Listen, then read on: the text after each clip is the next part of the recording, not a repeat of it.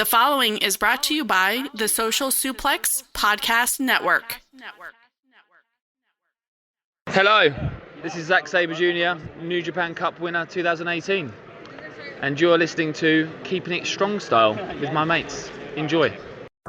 Yo, this is Rich Latta from One Nation Radio. This is brought to you by the Social Suplex Podcast Network. We present to you the Ace of Podcasts, Keeping It Strong Style.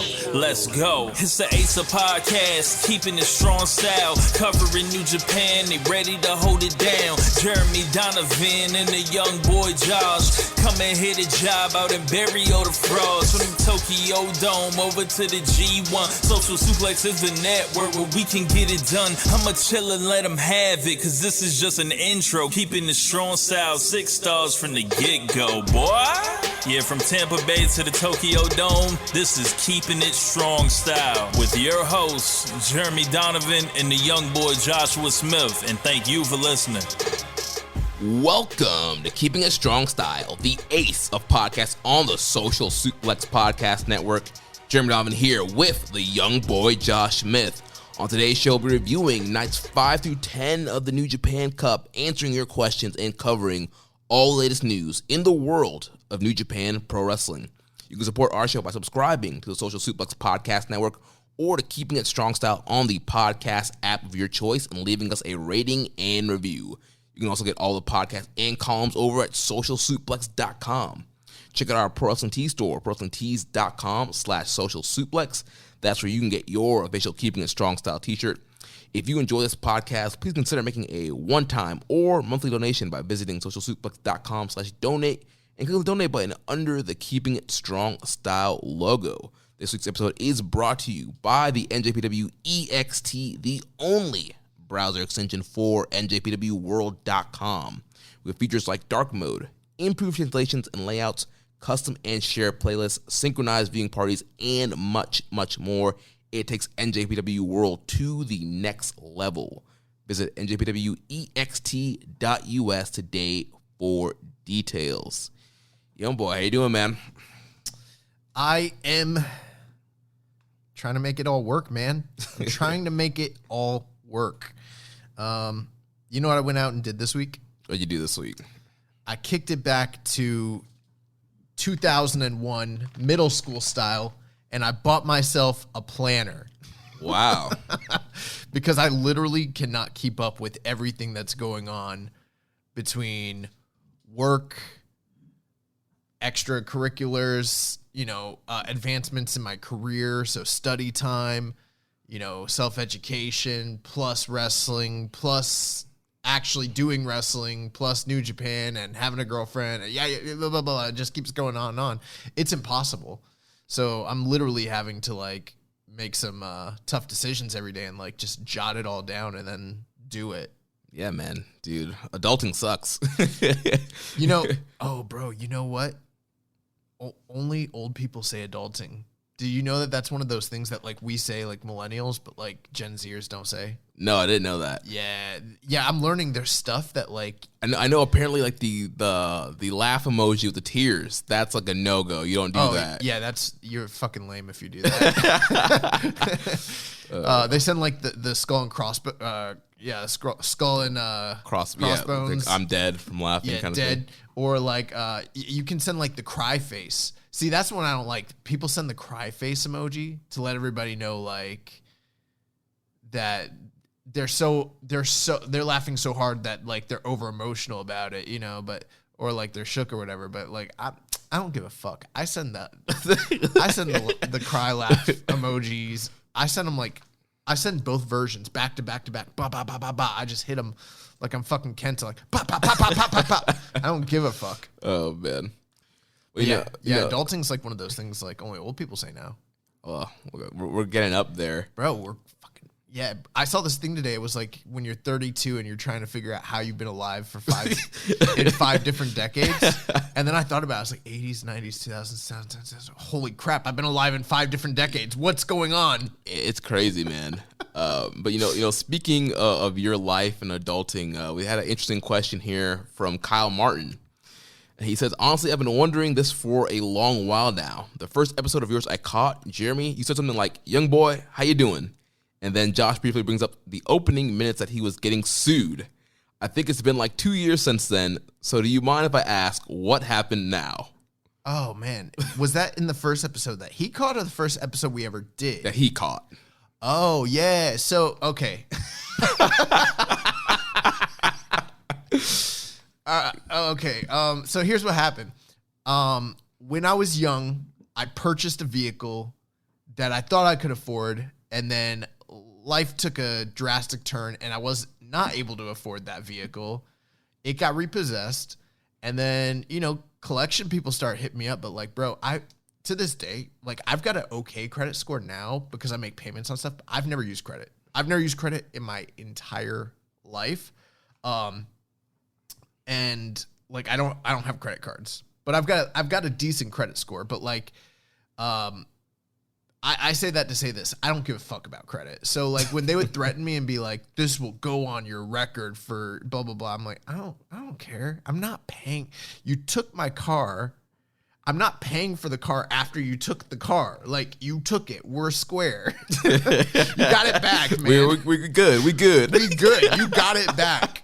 And bro, that was years ago. And then like, so I talked to a lawyer. They're like, yo, after 7 years, you're scot-free. So I was like, oh, nice. And then it never showed up on. Here's the crazy thing. Like, collectors did call for a while, and I kept telling them like, fuck off. And then eventually like they stopped. And then I did like some hard inquiries, like to do the job that I do now in like securities and financial aspects. They do a deep dive into your like history. They never found it. It's not on my financial record at all. So I thought I was square. I was like, yeah, this thing went away. Then one day I'm at work and all of a sudden I find out like a lot of my fucking paycheck is getting confiscated. And I was wages like, garnished. Yeah, my wages. And here's the thing. Like, I used to travel and do sales, and I've lived in like 15 or 20 different places. Plus, like, I kind of live off the radar anyway, so it's hard to like find me. So like, basically the collection agencies like sold my debt to like a law firm that specializes in like these types of cases. And then they were looking for me. They finally found one of my last residences from like 2016 in like New Jersey. And they filed a suit against me in New Jersey, but I didn't live there. So I never got served. So I never knew about it. So I didn't show up. And then I found out that I lost a legal case where I was getting sued for the remainder of the vehicle. And then I had to pay that shit back. All of it. God. It was bad. But it's gone now. So I'm just trying not to get into much more medical debt. Well, I got some medical debt from like, remember that time after Mania in New York? oh yeah, well, you got really sick. Yeah, I got sick. I had to go to the hospital. Well, hopefully no concussions or, no injuries from wrestling. Well, I got a match coming up at the last Sunday of March. So, gonna beat somebody's ass. Maybe.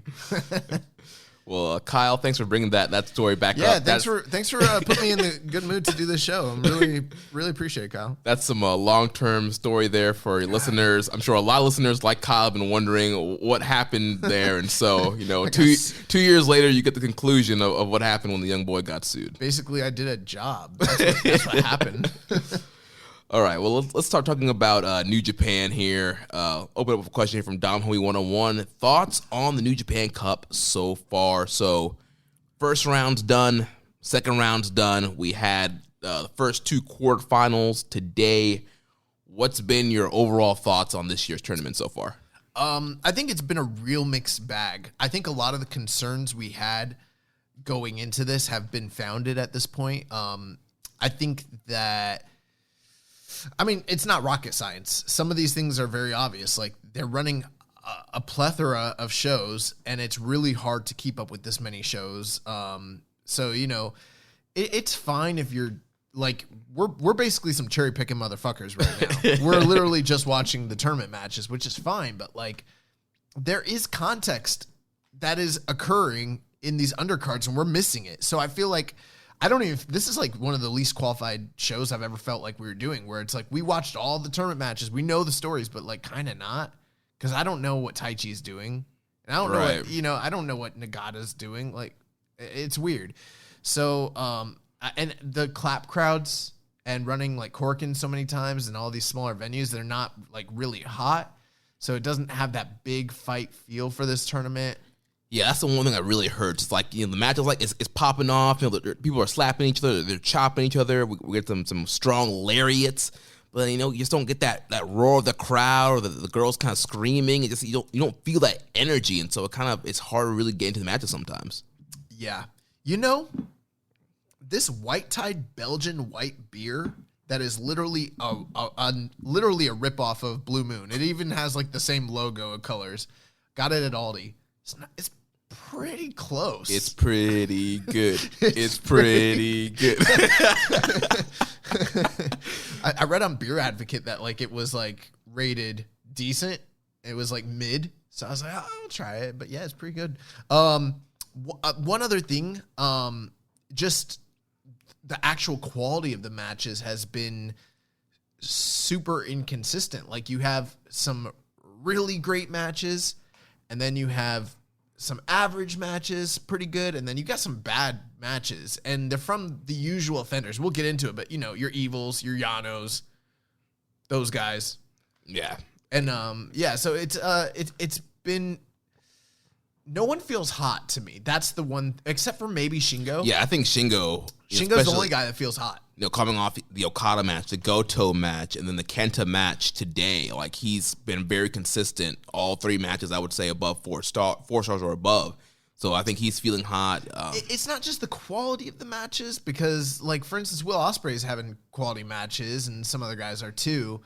But it's also just like the momentum. Like he's main eventing the matches. Right, he's closing out the shows. He's doing winning the closing decisively. promos. Yeah.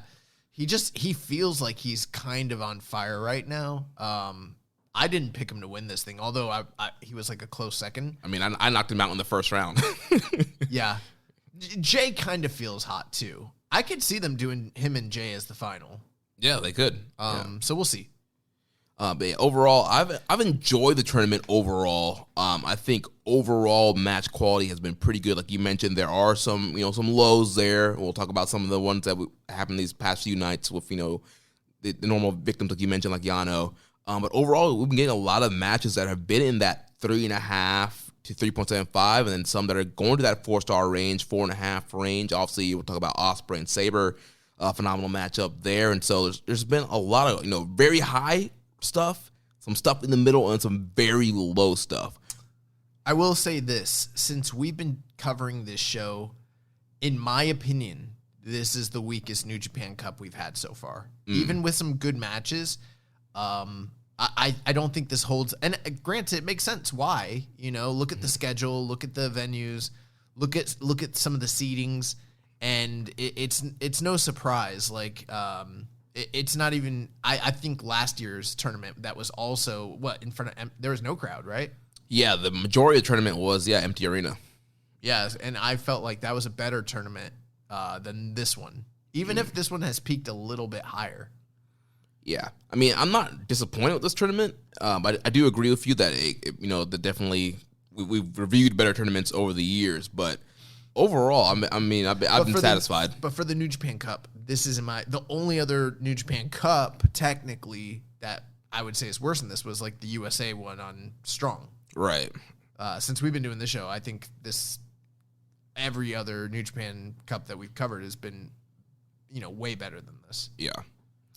So we're going to go over what's happened since the last time we recorded. Of course, if you're in our New Japan Cup Pick'em, you can check your rankings out, sportofprowrestling.com/kiss. Do you know how you're doing? I didn't check my ranking today, but I'm doing pretty bad. I had Shingo knocked out in the first round to Okada, so that hurt me a lot. But I have been doing good. The right side of the bracket, I did pretty good on. Let's see, pull the rankings up here. That's sportofprowrestling.com/kiss. Of course, Chris Samsa is number 1 in the bracket there. So really, yeah. Let's see here. I'm not doing so bad. I got the top left bracket wrong entirely, but I got all the other ones like virtually 100%. So you are you're ranked 34. That's not bad. And I am ranked 39. Oh. I have one less point than you. God. So yeah, you can check out your rankings, sporterprowrestling.com/kiss to see how you're doing in the pick'ems. But I'm gonna pass you because I've got the rest of this shit locked down, and you got like a whole half of the tournament like dead to you. Yeah, and some familiar names in the top 10, like I mentioned, Chris Samsa, undoubtedly Dean, our boy in the UK. Why did you do that, bro? Who won? You won last year, or the G1, right? You won the G1 pick'em. So yeah, excited to see how you guys are doing in the tournament. So yeah, keep your tabs on that. And of course, we'll follow up with all the winners come this weekend because the finals are on Sunday. Well, like we said, we have literally only been watching the tournament matches. I at one point I was watching I was scrolling through the undercards. And that way I'd kind of get a gist of what was going on, and then also watching the post-match promos. And I did that for most of the shows, but like got to the point at the end of this week, like I couldn't do that. So yeah, I'm literally just watching the matches. I did watch all the undercard. I think it was either the Saturday or Sunday show. And then I tried catching up on some of the promos before we started recording here. So we'll work our way through this. So let's start off March 10th. We had the conclusion of the first round of the tournament. On the undercard, opened up with Bullet Club, Bad Luck Fale, Dick Togo, Evil, and Kenta defeating Tanahashi, Juice, Toriano, and Yuya Uemura. Then we had United Empire, Great Okan, Jeff Cobb, Will Ospreay defeating New Japan Dads, Kojima, Hanuma, and Nagata. Then we had the LIJ team of Bushi, Sanada, Shingo, and Naito defeating the Chaos team of Goto, Okada, Sho, and Tomohiro Ishii. And then our first tournament matchup of the evening was David Finlay, accompanied by Juice Robinson, defeating the Texas heavyweight champion, the crown jewel, Chase Owens. This was a match that we saw last year in the New Japan Cup USA tournament. I would say this was probably better than it, but I wouldn't like rate it much higher. I thought it was fine. It was totally serviceable, non-egregious, probably like a 3.25 star affair, something like that. Yeah. But there wasn't much that I was really invested in here. Like we both assumed, Dave Finlay picked up the big win. They did do a promo backstage where Dave Finlay said that, Chase Owens has the Texas heavyweight title, but like he doesn't feel that he's capable of challenging him for that belt because you can only win it in Texas. And because they got rid of the mask mandate, he doesn't plan on going there anytime soon. So he's like, you can keep that title. I'm just going to take this win and continue on in the New Japan Cup. Yeah, this was a fine little matchup here. Story of the match, Chase is working over Finlay's back. There was like a crazy backbreaker he did where he pulled Finlay off the top of the rope and landed on his knee. But yeah, he was kind of targeting the back majority of the matchup there until coming on to the end where he's looking for the package pile driver that Finlay reversed into a Rana to kind of steal the win there and get the win over Chase. Yeah, it did look like Chase was getting ready to kind of seal things up there at the end. He was sort of firmly in control. And then, surprise roll-up out of nowhere, Dave Finlay, which I thought Dave was going to win, but I thought he was going to win a little more decisively. Right, his stunner or the sliced bread. But this was fine. Yeah. The next match of the night, we had the Loose Explosion. To answer that question from the other week, someone explained to us that Yoshihashi used to have the term Loose Explosion on the back of his tights. And then he showed it to me, and I was like, I've definitely seen these matches. I don't recall this at all. But if you've been listening to this show for a long time, I up until like the tail end of last year, I didn't like Yoshihashi. Right. So like he's never really been high on the radar for me. Yeah, and I think Loose Explosion was before I started really kind of focus. I was probably watching like just main events at the time. He was probably rocking the Loose Explosion stuff. Like I looked at the matches that they showed me and the pictures, and I was like, I saw all these, but like I don't know why I don't remember it. I just don't. It's so funny. But Yoshihashi against Yujiro Takahashi, and man, story of two careers going in totally different paths right now. Yeah, interesting. Yujiro's actually 2-0 in their past singles outing here. So, Yoshihashi was looking for not only to advance, but, kind of gets a big win here over somebody he hasn't been able to beat in the past in Yujiro Takahashi. Well, I was figuring, my whole thinking was Dave Finlay goes on. He's the babyface. Mm-hmm. You put Yujiro through because what does it really matter? Yujiro is more of a singles competitor than Yoshihashi is to some degree. And but I was wrong, It looks like they've been heating up Yoshihashi ever since last year. And, they always give him something. Right.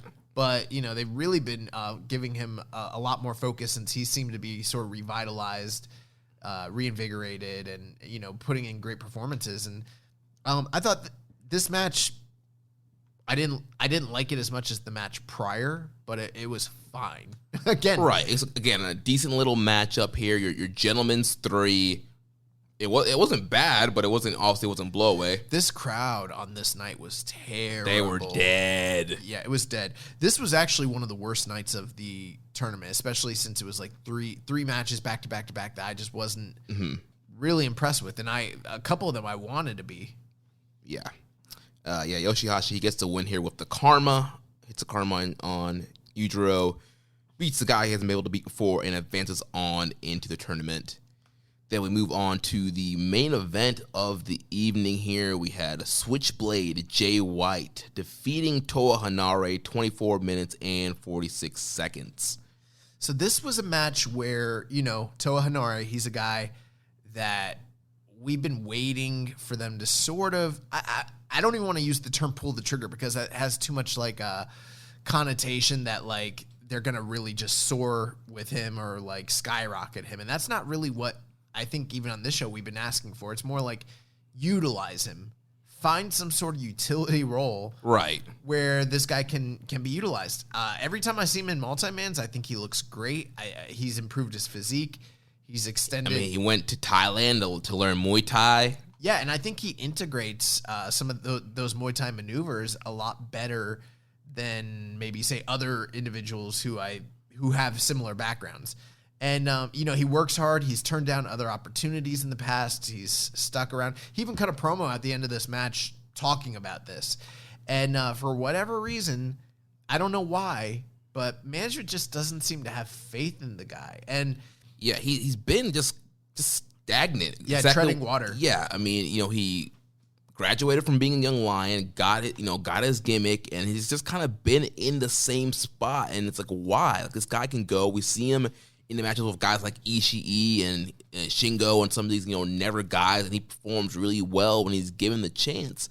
But for whatever reason, they just don't have the plans to elevate him any further than what he needs to be. And I feel like a guy of his age and his skill set should be a guy that they try to elevate. I'm not saying he needs to challenge Kota Ibushi at Sakura Genesis or anything, but elevate him. Give him a never title. Give him a tag title. It's not even that. Give him title shots. Right. Just use him. Like, that's the thing. Have him win a big match. They don't even use the guy. Right. So that's the crazy thing about it. And obviously we were not expecting him to beat Jay White. That would have been probably ludicrous. Right. But what I was hoping, because this was a main event and because I thought he'd shown a lot of fire, speaking of Toa Hanare, in the lead up to this match, I thought that they'd kind of give him more in the match. But I thought Jay White did the best he could, but this was really a dominant match. Yeah, the way they honestly, laid it felt like a 24-minute squash match. It did. Jay was mocking him throughout the whole match. Yeah. Toa Hanare was selling, he was beaten down, and Jay was just whooping on him. He had some minutes where he shined, a little comeback, but Jay would immediately just stomp him out. And, a lot of cutoffs. Yeah, cut him off all time, and it was just like. And like you mentioned, Toa Hanare, he got all of his big spots in. He got the spear, he got the toe bottom, he got the big rugby tackle that he does, he got the big strikes. He looked good, but it was just, the match was too long and too dominated by Jay White. And then afterwards, it was like Jay was out to embarrass him. Jay beat him, and then he demanded that none of the young boys put any ice on him. Right, yeah. That they give all the ice packs to Jay. And he basically was like, if you put an ice pack on him, I'm coming out there and I'm coming after one of you three. And he's like, he was talking to Gabe. He's like, Gabe, if you don't give me that ice pack, he was like, I'm coming out there. If I don't get you, I'm going to get one of them and it's going to be your fault. And so like Gabe gave him the ice pack and then he's like, carry this bitch out. Like, and I was like, damn, which like, that's great heel stuff. But like at this point with Toa, like, I don't even know if he should stay in New Japan. Right. I mean, they're doing nothing for him. I feel like a change of scenery would be good for him. Or maybe he should go on one of these fabled excursions. He never got one. But, this wouldn't be the first time we've ever, recommended that they do that. Right. We've been saying this for years now. Because, it's one of those things like he graduated and he just kind of almost really never left Young Lion status. I mean, he beats the other Young Lions, but he showed up in the Rambo with the gear. Right. He doesn't really beat anybody else besides Young Lions. Yeah. It's almost like a de facto like captain of the Young Lions at this point. No, at this point, he's getting passed by the Lions. Yeah. And that was something that we've said would happen in the past. And not just us. I think a lot of voices have kind of said that same thing. So, and we're seeing it come to pass. For sure. Yeah. I mean, I think if he fought Carl Fredericks right now, Carl Fredericks beats him, Yeah. He's not even like a main roster member. He might even lose to Narita. Oh, for sure. So I mean, that's just where we're at. Yeah. We had a question here from Viking Payne. It says, Jay White keeps saying that he will split the titles if he wins, with the fans being upset and vocally against unification. What are the odds that this whole unification nonsense is actually just a storyline and not something being done for real? I mean, anything's possible. I never thought that they'd be getting rid of the IWGP title. But I mean, doesn't that sound, unless like, and I know there's conspiracy theorists who think this, but unless you're trying to like turn Ibushi and paint him as a villain and somehow make Jay White the good guy, but that doesn't seem to be what they're doing at all. I don't think it's a storyline. I think it's just Jay kind of being brilliant. Like, all right, he's an English speaker, so if anybody's going to check out promos, they're probably going to check his promos out. He reads Twitter. They know that people are upset about the unification. So I feel like he's kind of spinning that and just kind of working with what's going off out there to kind of, have something interesting to say in the promo. It's a little bit different. Do you think that what he's saying, though, is too truthful in the sense that, like, he's right?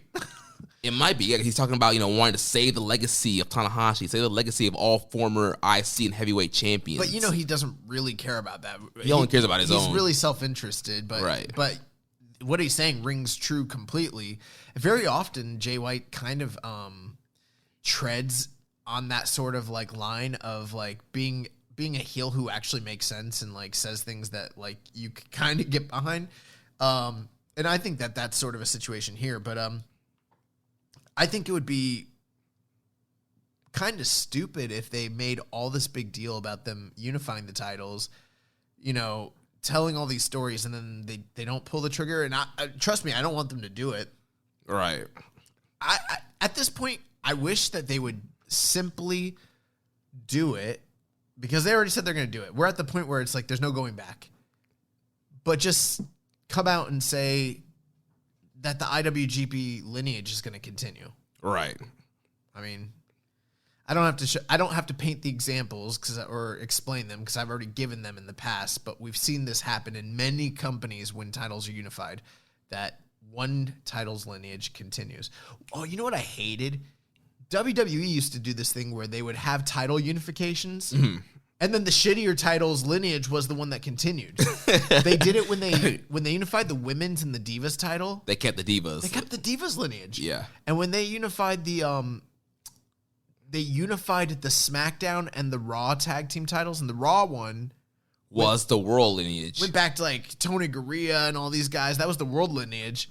And then they kept the one that started with like Benoit and Angle or whoever won that shit. Right, yeah. In 2002. Yeah. Like, why would you do that? They don't make sense, man. Yeah, doesn't make sense at all. Next question here from our user PSAN91 says, I remember on a podcast a while back, the young boy talked about how Jay sometimes fucks off during a tour towards the end of 2019. I don't know what your guys' opinion on his new J-Pan Cup matches have been so far, But I was a little disappointed with the Hanare match as they built it up well, but the match itself felt like it dragged on too long for what it was trying to do, put Hanare over. Also, I don't know that they're trying to put Hanare over, first off. Yeah. Also, Jay vs. Tana was underwhelming, and the finish just seemed to come out of nowhere, although I guess that is why the Blade Runner is an effective finishing move. I guess what was underwhelming for me was knowing that they're both capable of a better match like they had in the past. For example, I love the match for Best of Super Junior Finals in 2019. So my question is, do you think Jay is saving himself for the bigger matches coming up, like the inevitable match for the inevitable title of Tana, or is he just fucking off as he realized he can get a good crowd reaction without having to do too much during this current tour? Well,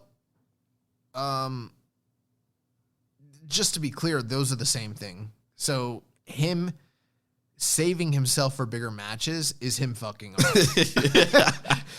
That's what he does, and a lot of wrestlers do this, you know. Right. So I'm not like indicting him for it or whatever, but that's just kind of what it is. That's my answer, I guess. I think you brought up a lot of good points. I don't remember them. Did they wrestle at Best Super Juniors 2019? Is he thinking of a different show? I don't remember that. I'm blanking on it right now. I could go back and look. It doesn't seem worth it though right now. Yeah. But they've definitely had. I mean, this might be the worst match they've had in New Japan. Talking about Jay and Tana? Yeah. Yeah. Probably. Yeah, we'll get to that match here in a second. But yeah, I definitely think Jay is, you know, I hate to say it, but he's wrestling smart. You know, he's not killing himself. You know, these are limited capacity crowds. Some of them are dead. He's still getting, his character over. He's still kind of getting heat. He's getting the crowds to, clap along and stuff like that and kind of stringing people along. So he's getting over without having to break himself down or, try and put on these amazing matches. Would I like him to put on amazing matches? Yes, but he's just preserving his body. There's a lot of shows. I thought that we'll talk about it, but I thought that match was passable. It wasn't like a complete and total abandonment of what he's capable of or anything like that. And same thing with Tanahashi, although I think I've got more criticism on Tanahashi for that match. But, as I've begun to wrestle, the thing I've learned is we think very often that these guys are like supermen. And in a lot of ways they are. You have to be durable, well-trained, flexible, all those things. Have muscle to protect yourself, have all that. But, bro, one bad bump could, I'm not saying, end your career, but, have you feeling like shit to where, you can't move right the next day. You know what I mean? Mm-hmm. And it doesn't happen, but, you tweak something, you hit a little muscle, that spasm comes up, you just don't, you never know. It happens all the time. So, right. That's another thing too, is we don't know what kind of condition the guys are always in. And that's a reason why we had, tie-dye pants Kenny and t-shirt, Naito and hoodie Goto and all these, these guys that come out there and they give half effort on the smaller shows, because to wrestle the high octane physical style that New Japan does, it really does take a lot out of, I could only imagine what it takes out of those guys to go out there 30, 40 minutes and do the shit that they do. I see them do stuff and I'm like, holy fuck. Yeah, especially, during G1 season. Yeah, bro. Yeah. So it's crazy. So that concludes the first round. We had some questions here from Rainbow and Slam Pig about the ending of the first round up here. So first he says, whose performance surprised you the most in the first round? Oh, man. Let me go back and look and try to remember who I was the most surprised or impressed with. Hanma. Easily. There's some other good answers. I think Gabe Kidd would be another one. Although I wasn't that surprised. I think we kind of saw the potential that was there with Gabe Kidd, and he sort of met those expectations. But to see Hanma go out there and have the type of match he did, given the condition he's in, that was pretty surprising to me. Yeah, I have to agree. If you have to go with Hanma, you see Hanma come out there, you don't expect much from him, and he went out there and had a really good match with Suzuki. Fucking banger. Yeah, and so, near, 4 stars. I saw some people going 4 stars on it. It was really, really good matchup there. So, yeah, I'd have to go with Hanma as well. His next question, which first round elimination busted your brackets the worst? Okada, Naito, or something else? And I mean, it's real simple for me, and I think we have different answers. For me, it's Naito and Okan. That really fucked me because I had Naito in mind for the rest of what was happening. And I'm pretty sure for you, it's probably Okada and Shingo. Yeah, it's Okada. I had Okada going over Shingo, and that busted my bracket right there. Yeah. And then his last question, what was your favorite first-round match? My favorite, and I could even maybe argue it was the best, but it's probably not, at least by consensus. But my favorite first-round match was Zack Sabre and Gabe Kidd. I really enjoyed that match. For me, my favorite first-round match was Okada and Shingo. Just incredible main event matchup there. Great callbacks from the G1 match. And just Shingo just being so resilient and refusing to fall to the money clip. Some great stuff there. Nice. So let's move on to the start of the second round. We've got New Japan Cup action March 11th. On that evening, the Chaos Tag Team of Ishii and Yoshihashi defeated Dave Finlay and Yota Tsuji. The Bullet Club team of Bad Luck Fale, Jado, Yujiro Takahashi defeated Satoshi Kojima, Honma, and Yuya Uemura. We had a question about this from King DW510. He said, it seems that Fale is probably going to transition into a trainer position. Do you guys think New Japan is going to have Hikuleo take his role of being the big guy that's not necessarily a great wrestler, but gets a lot of wins and upsets in tournaments? I mean, I think that would be a good role for Hikuleo. I mean, he might even surpass, Bad Luck Fale. He is in better shape. He is more athletic. He's younger. So whenever they do decide to kind of bring him back over to Japan, start integrating him back in storylines over there, I could definitely see him being kind of a force to be reckoned with and a guy that is dominant. I hadn't thought of that, but I could see that being a realistic possibility. We've been on the Hikuleo train since like day one, so. Yeah. Continuing on, the Chaos Tag Team of Goto, Okada, and Sho. Teaming up with Yuji Nagata, they defeated LIJ team of Bushi, Sanada, Shingo, and Naito. And then the fourth match of the night, Tanahashi, Juice, and Toa Hinari defeated the Bullet Club team of Chase Owens, Jay White, and Kenta with Gedo. So that's going to bring us to the semi-main event of the evening as Toru Yano defeats the Great Okan. 13 minutes. Jeremy, 13 minutes and 2 seconds. Yeah, I gotta say I am a little bit disappointed in the result of this matchup here with the Great Okan coming off such a big win, knocking off Naito in the first round. That was a big monumental win for him, especially after losing a couple of big matches. Losing to Tanahashi twice, losing to Okada. He had lost a lot of his big singles matches, and so to knock out Naito, I thought that did a great thing for him and his character and just kind of direction that they were going with him. And then for him to drop the ball here to Yano, and I get it. I know Yano is the one guy that can beat everybody. Yano has beaten Tanahashi, Okada. He's beaten the big stars before. But I feel like they needed more time to establish Okan before he, slips on the banana peel and loses to Toru Yano. I think that it was kind of a little bit of reverse work of what they did with the win over Naito. Yeah, man. This was one of those things where we had spoken about this previously on the show, and I think during the preview we talked with Chris about this possibly. I don't know, it's been a few weeks now, but I think my thinking at the time had been Okan only really needed to beat Naito. That was going to be his big glory moment, and that kind of made him, right? Right.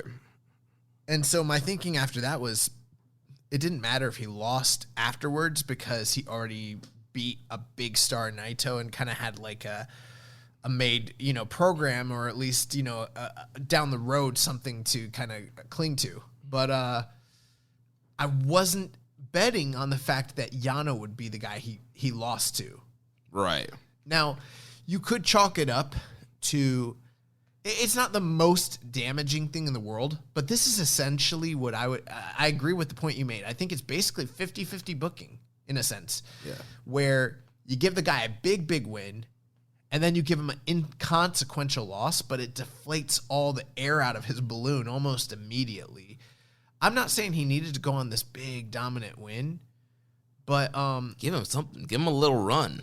Here's the big problem. At 13 minutes and 2 seconds, this match way overstayed its welcome.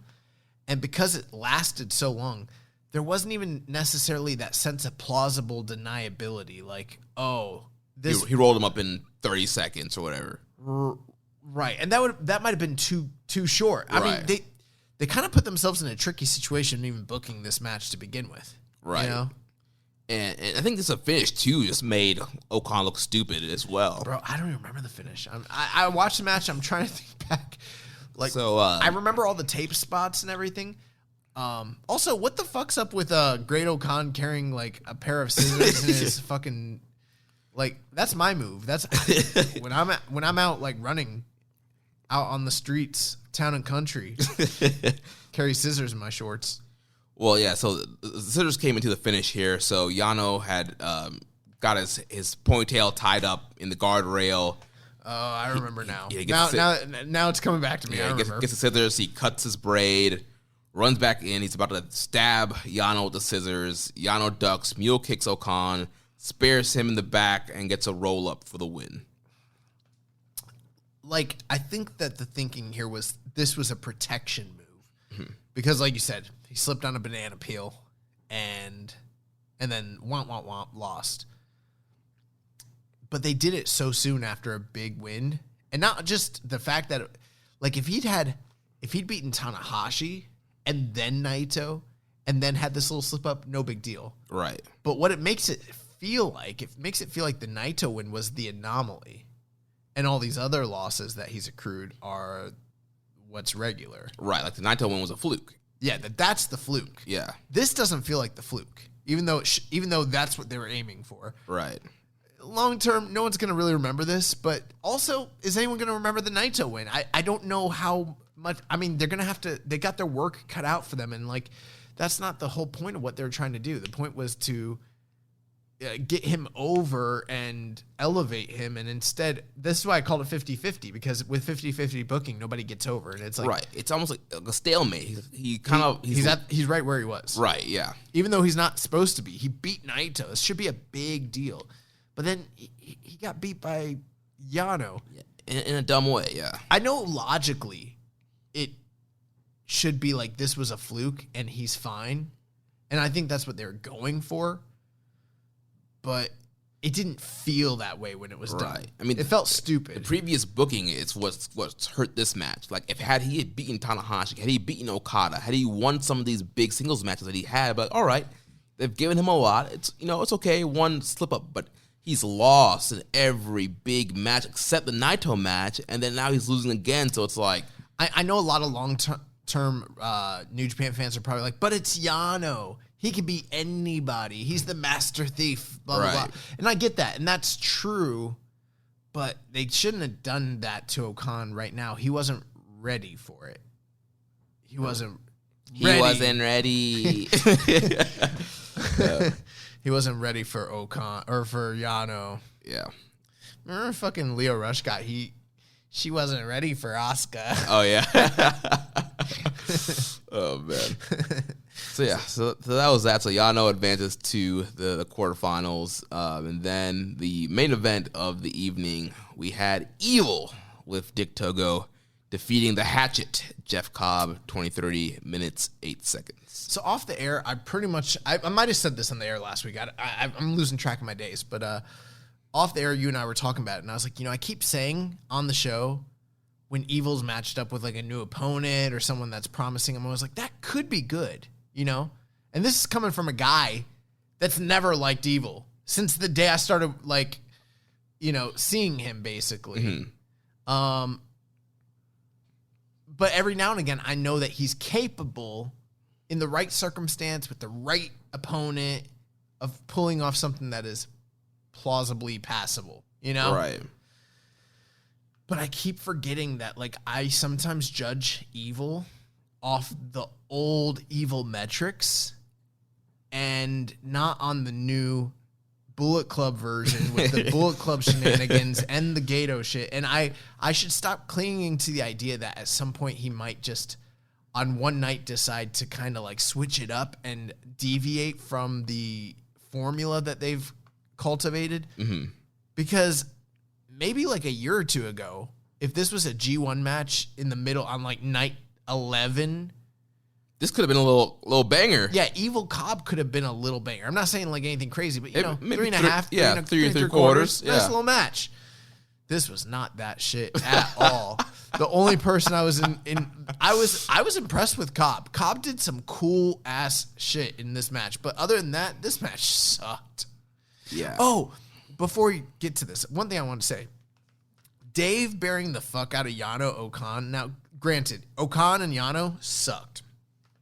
13 minutes, way too long. Way too long. They could have wrapped that up in like, what, 5, 6, 7 minutes? Yeah. Would have been fine. But he went on the air and was like, this is a worst match of the year contender. Like the Fiend ain't out here having these garbage ass matches. Bro, why does he hate Okan so much? I don't know. He buried the Okan Naito match. He gave it like, what, 2.5 or 2 3/4, something like that? Yeah, I don't know, man. What's his face doesn't like Brian doesn't like him either. Yeah, that they both hate Okan. Which is like, I kind of get it, but I kind of don't. I don't know. Maybe like this is one of those things where like we are the New Japan truthers. We are the NJPW Defense Squad. Yeah, we're the Bushi Defense Squad, Bushi Road Defense Squad. Because the other like voices that are, you know, pro voices out there, New Japan, you know, coverage, you know, individuals on Twitter and in this stratosphere, they all like Okan, and so do we.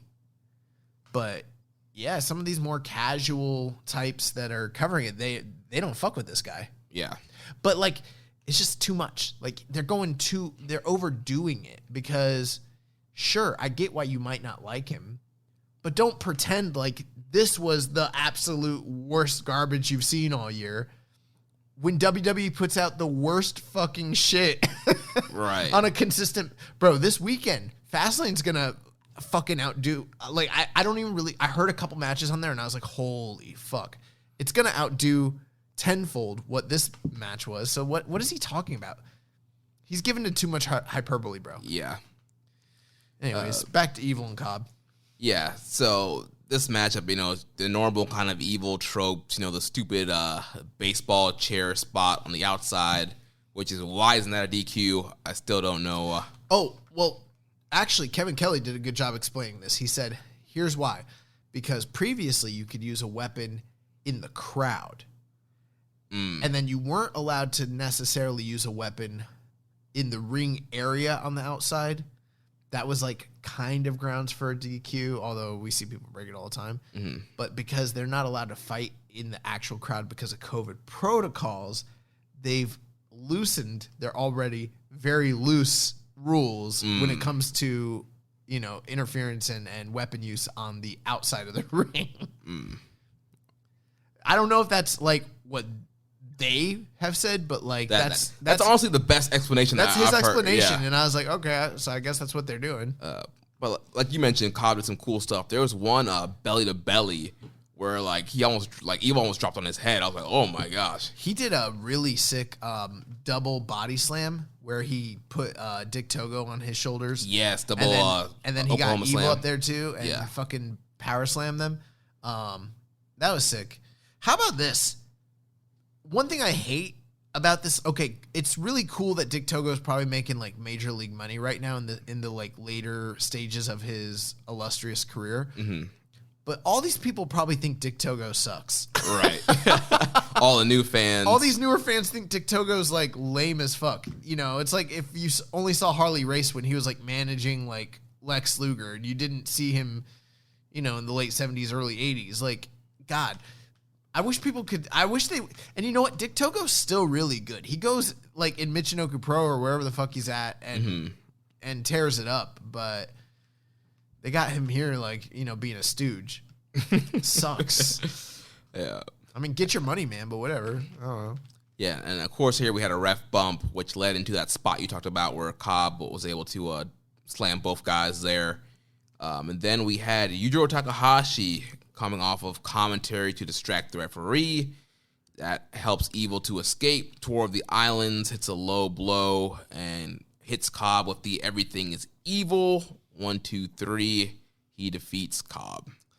This was a match that did bust my brackets. I only picked Cobb over Evil because there was no logic involved. It was more like wishful thinking. And also, like, I wanted to be the smartest guy. Because I was looking for, like, when you're gambling, you look for value. You know, and I was like, where's that value pick where if I pick it, no one else is picking it.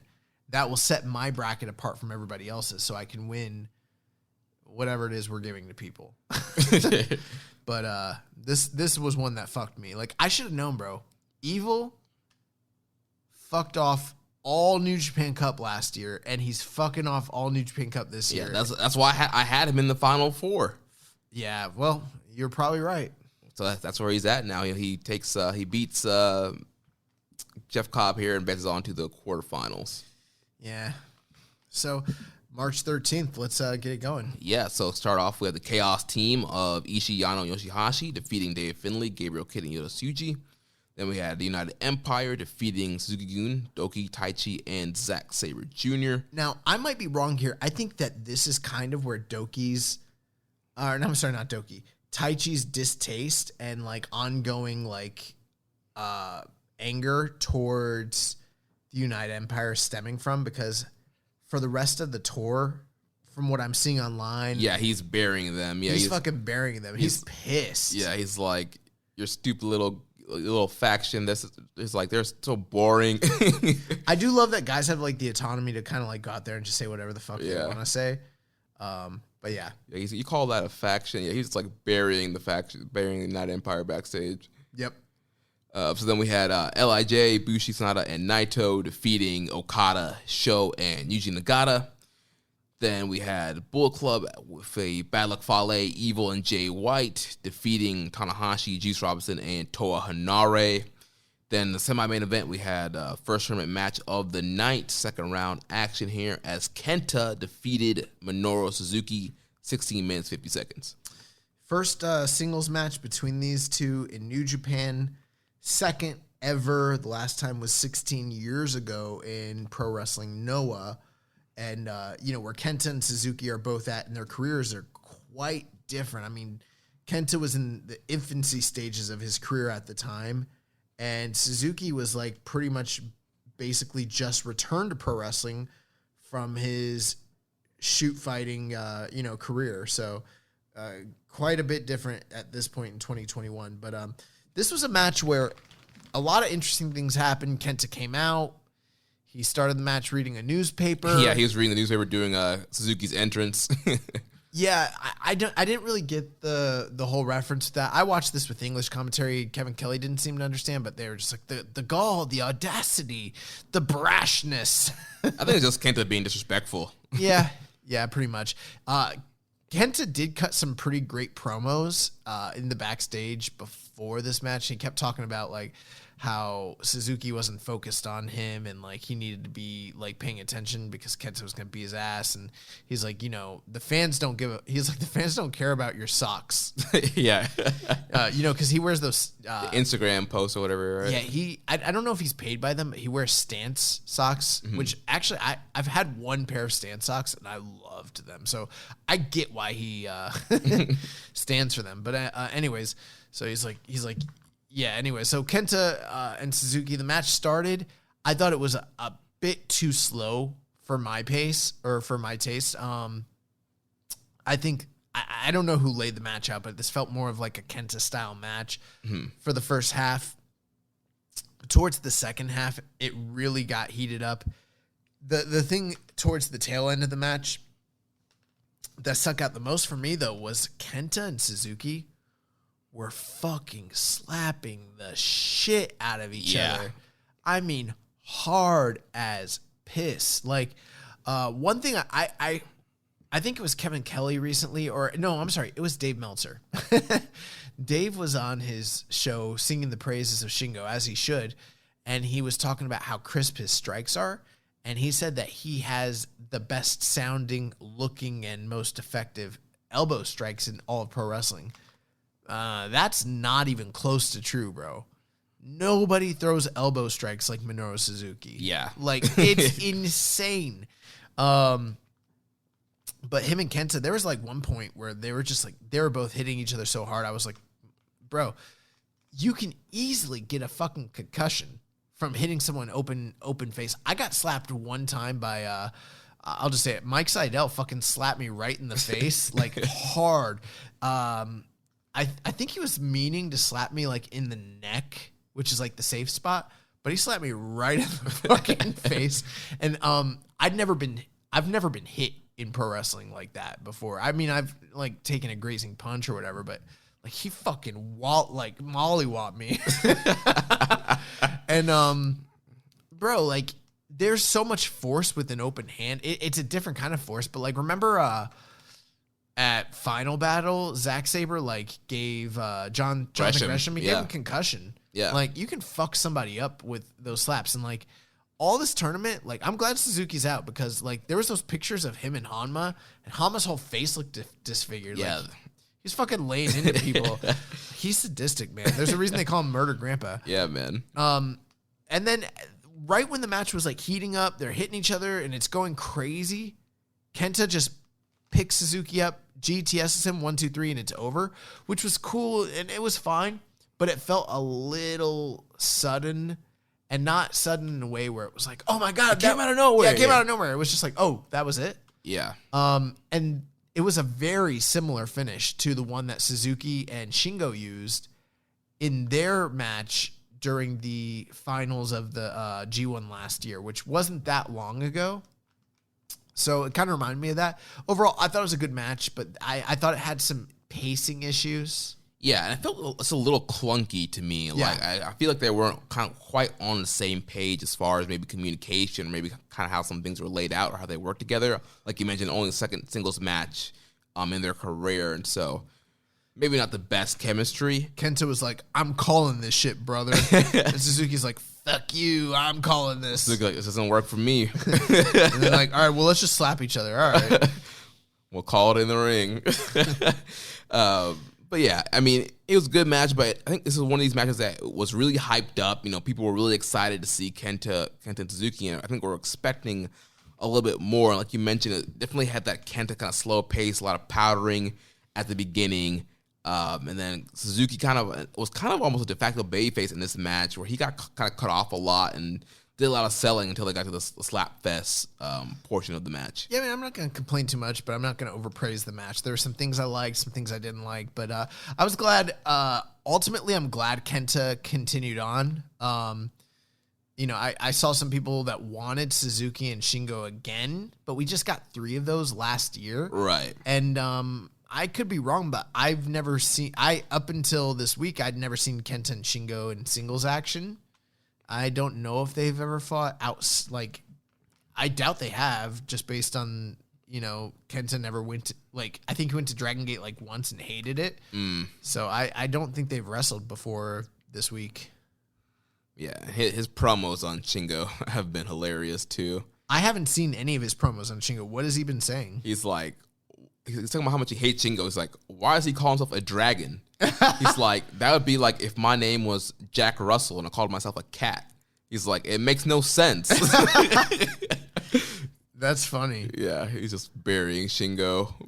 Okay. Yeah, so they have had 3 matches.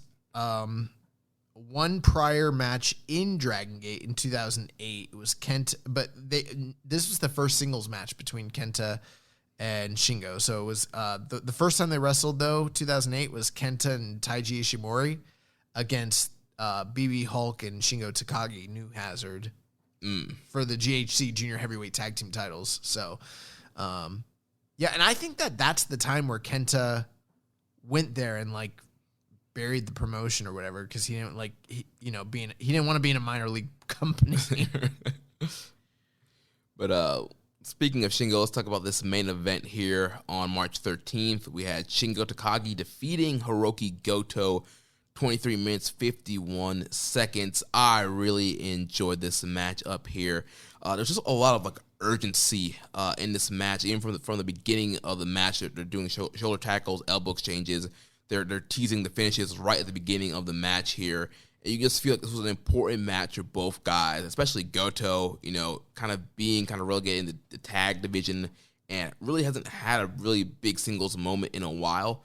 And you kind of got that desperation from him. Like, he really wanted to beat this match. This was their fourth singles match between both these guys, with Shingo winning the last time they wrestled. I think Shingo's probably won majority of the matches that they I don't know if Goto's ever beat Shingo. I don't think he has. I think Shingo's won them all.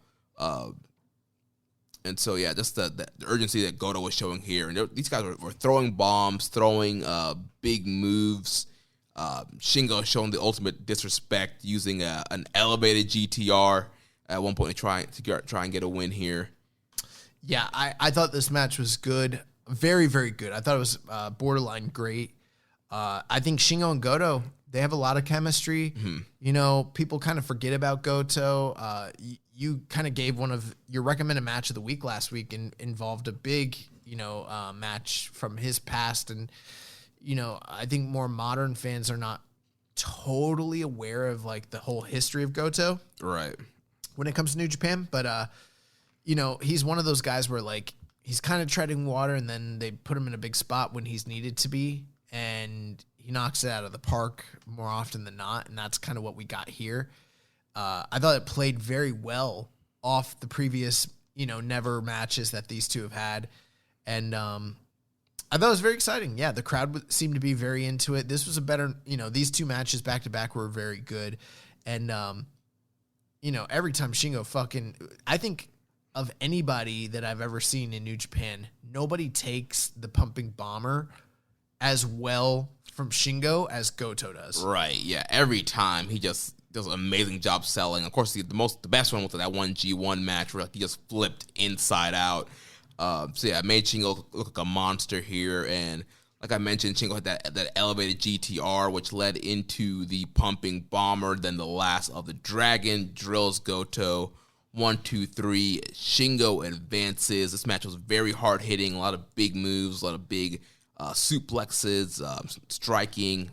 Great matchup here. Now, I don't know that Shingo's going to win this tournament. I imagine he's going to the finals.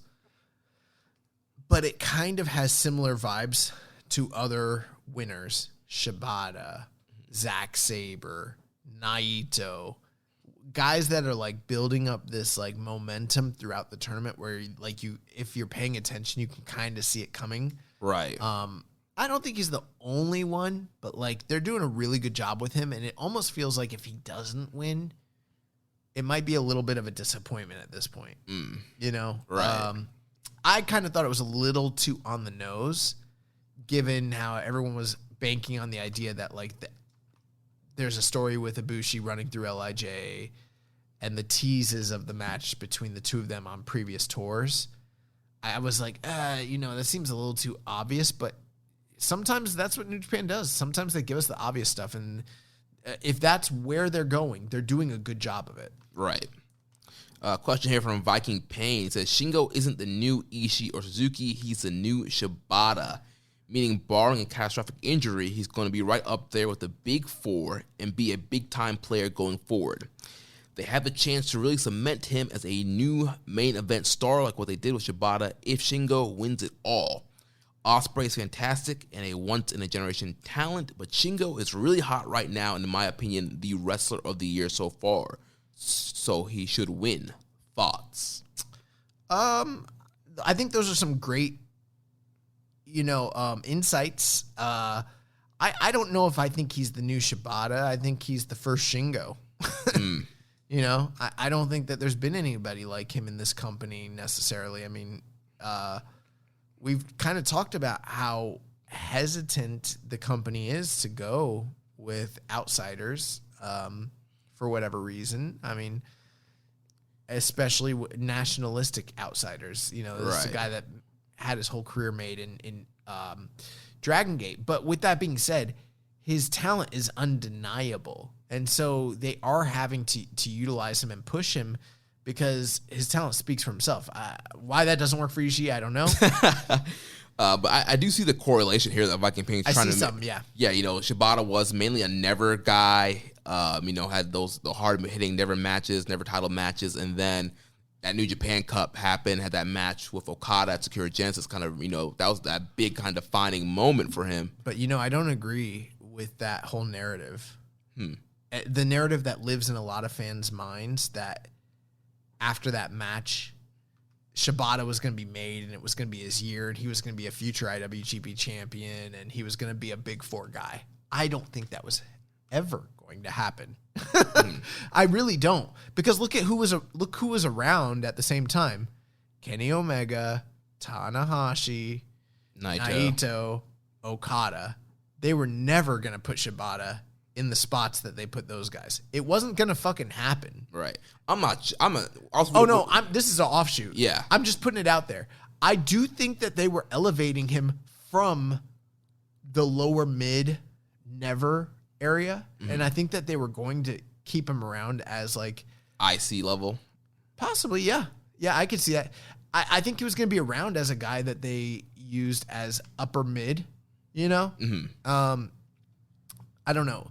I don't know if there's anyone. I mean, probably like in the same Suzuki isn't a bad analogy. Mm-hmm. Sonata to a lesser extent, guys like that. I think he was going to be the guy that kind of rounded out the group. But Ibushi, where Ibushi was, right? How Ibushi was a guy that was like at the top, but he was not until recently one of the tip top guys. And there are many times. How many times did we hear over the years? After a big performance, that Ibushi was made, and he never was. Right. The only reason that Ibushi got to where he is now, I'm not trying to take anything away from him, is because signed that contract. He signed a contract, and a lot of guys left, and a lot of guys got old, and they kind of pulled the trigger on him.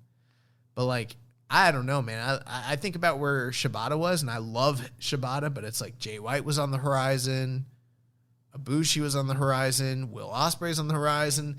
He would have had an incredible class of guys to work with, but this idea he was going to be a IWGP champion, he was never going to be an IWGP champion. He was never going to be a top 5 guy. Yeah. Ever. And I don't know if Shingo ever will be. I don't know if Shingo would be either, but I think this is a good first step of kind of maybe getting him out of that, like, he's just a never guy. And I agree. And showing that he can work main events and it's realistic that he can get a title shot. Well, that's what the New Japan Cup is there for, right? Yeah. Mm-hmm. I think there is a great comparison between him and Shibata because that's what they were trying to do at the time with the culmination of that story. Yeah. With Sakura Genesis coming up, we have a Wrestle Grand Slam, Stadium Show, Dome Show. We got Dominion coming up. You need some other guys that can be in these main events besides Okada, Naito, and Tanahashi. So I think it's a great way to do it with elevating Shingo here. Muto. Oh, man. No, I do think that there's some great insights in that question, though. So March 14th, we have the Chaos Team, Tomohiro Ishii, Toru Yano, and Yoshihashi. They defeated Dave Finlay, Yota Tsuji, and Yuya Uemura. Second match of the night, Bullet Club Team, Bad Luck Fale, Chase Owens, Kenta, defeated the Suzuki-Gun team of Doki, Suzuki, and Taichi.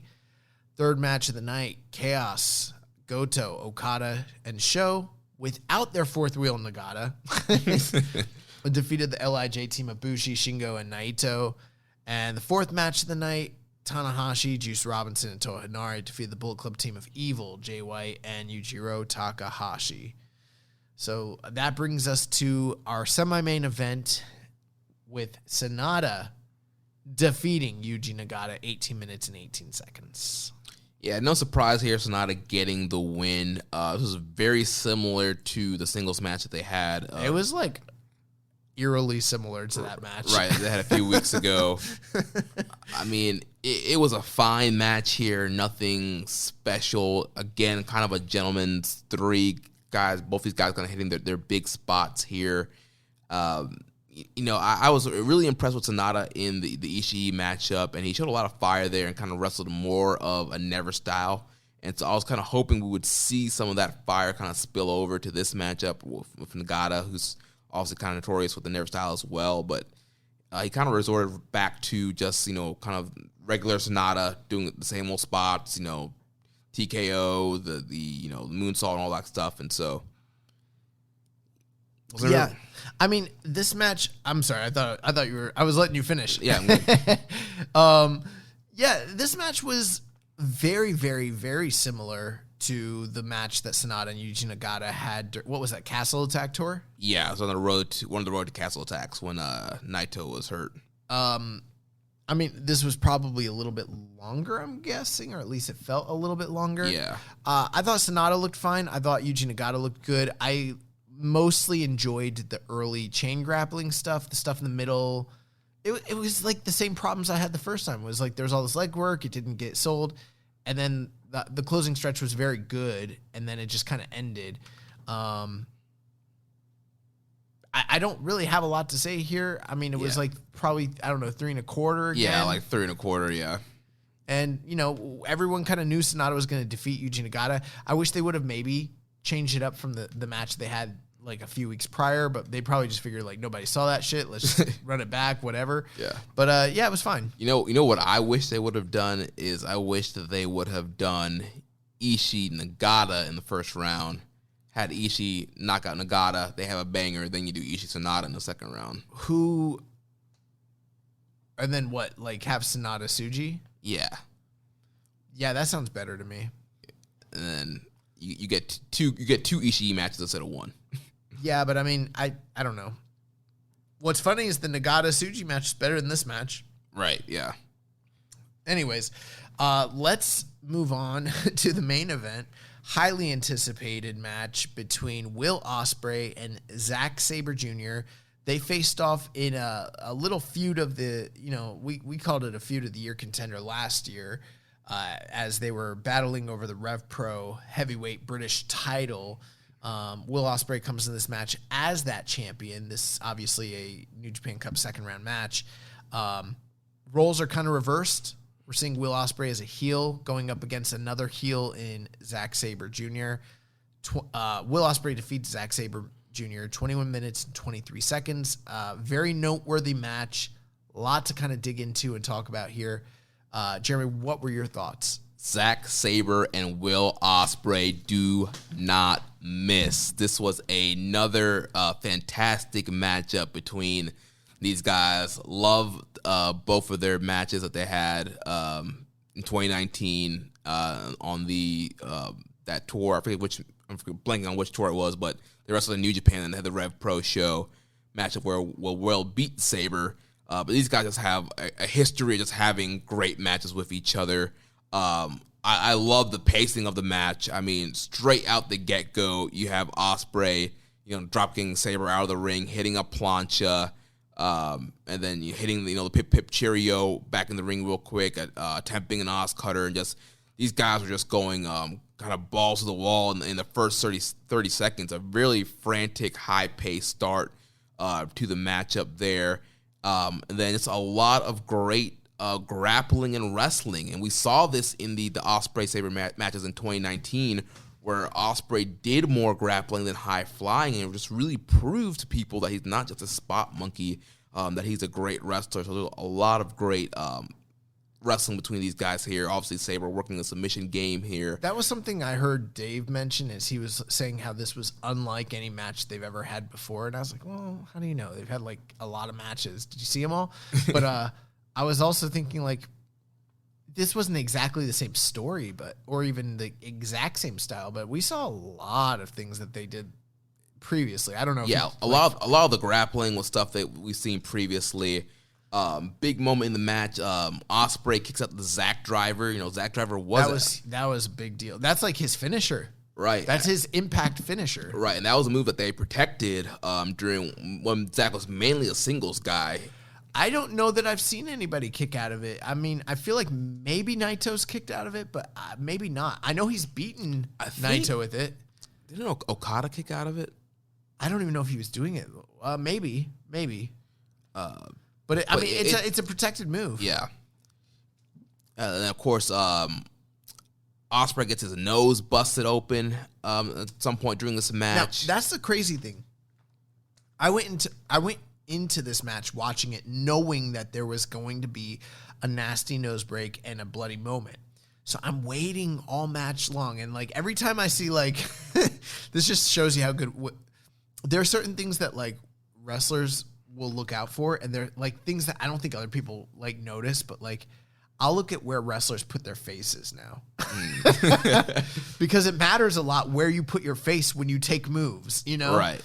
And so I was thinking like he broke his nose, and the other night, literally, Matt didn't see this match, but Matt was like, we were in class and somebody ran to take a big boot, and like he was like, no, because like someone almost got their nose busted. And he's like, yo, you can get fucked up if you do it wrong. And I was like, that just happened to Will.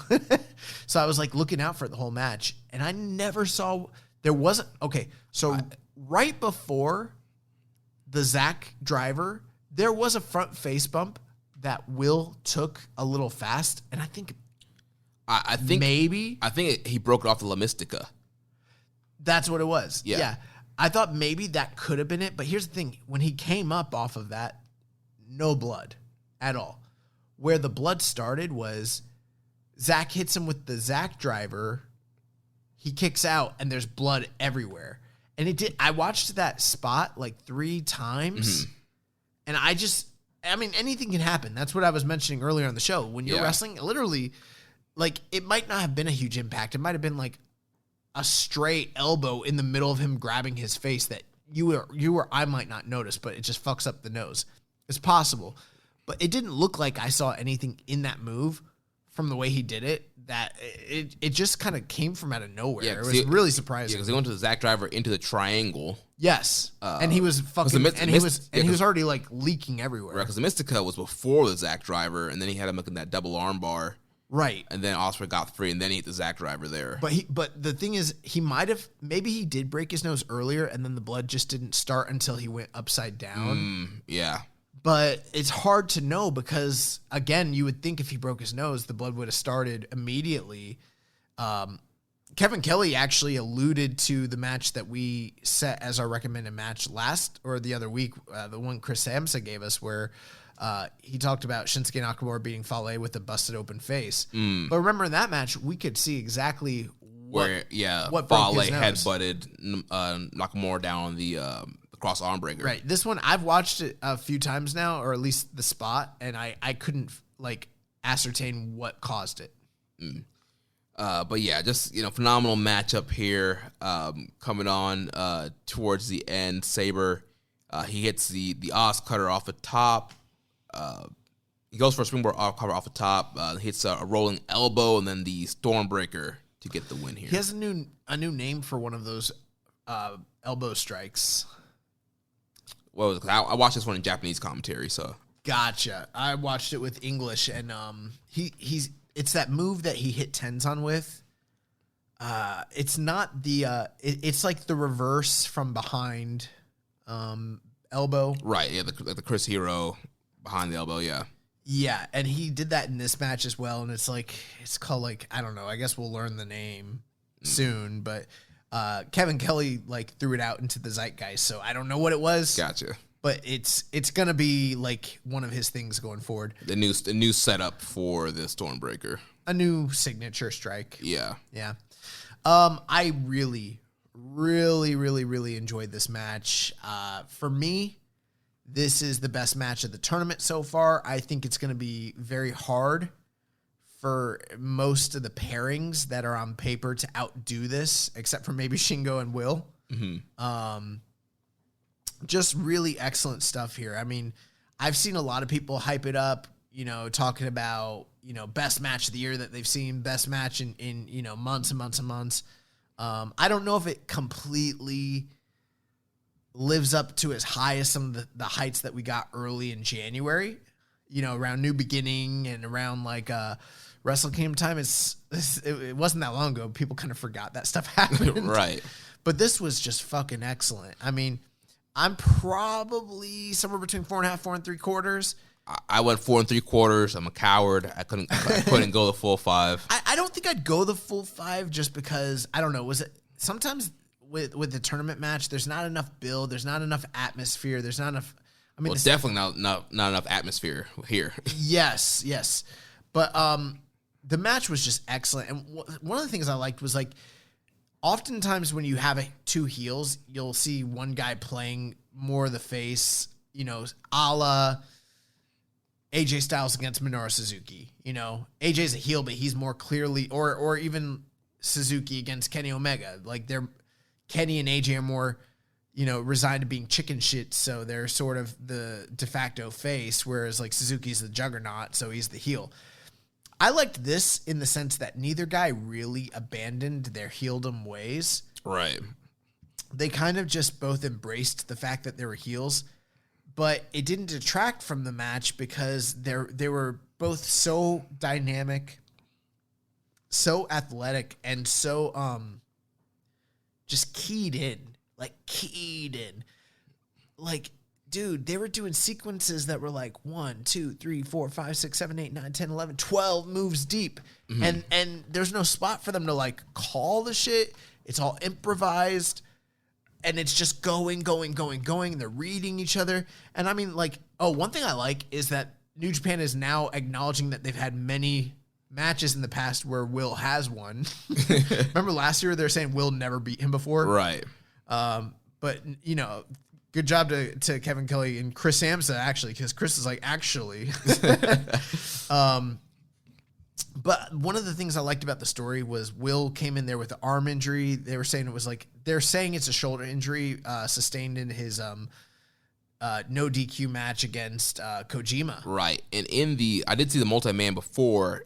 Sabre did target his arm a little bit in the multi-man the night before as well. So that kind of gave Zach a little bit of a target. And even though Will wasn't the face, he had a weakness there. And what I liked about it, I would recommend if you haven't listened to it in English, maybe listen to it in English, because I thought Kevin Kelly did a fantastic job. And one thing he pointed out was like Zach was so bloodthirsty for the arm that he was willing to stand in the pocket and trade with Zach. Mm-hmm. And so it would result in these situations where like Zach is getting hurt because his arm is vulnerable. Will, and he's trying to protect it, but Zach is not playing the space game and, you know, all that.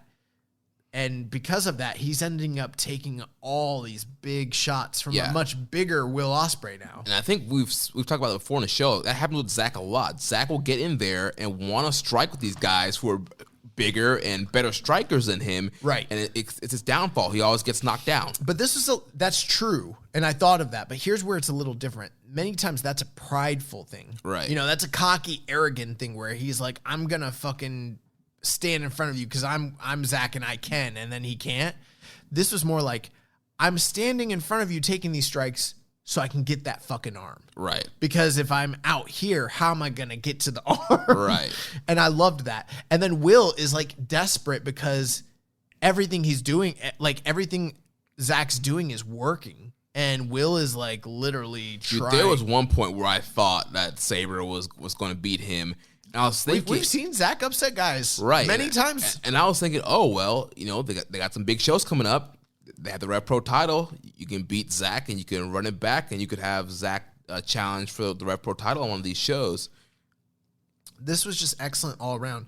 I know we got a long show. I don't want to spend too much time on it, but just this is probably going to be the match of the month. I think it's probably a match of the year contender for this company.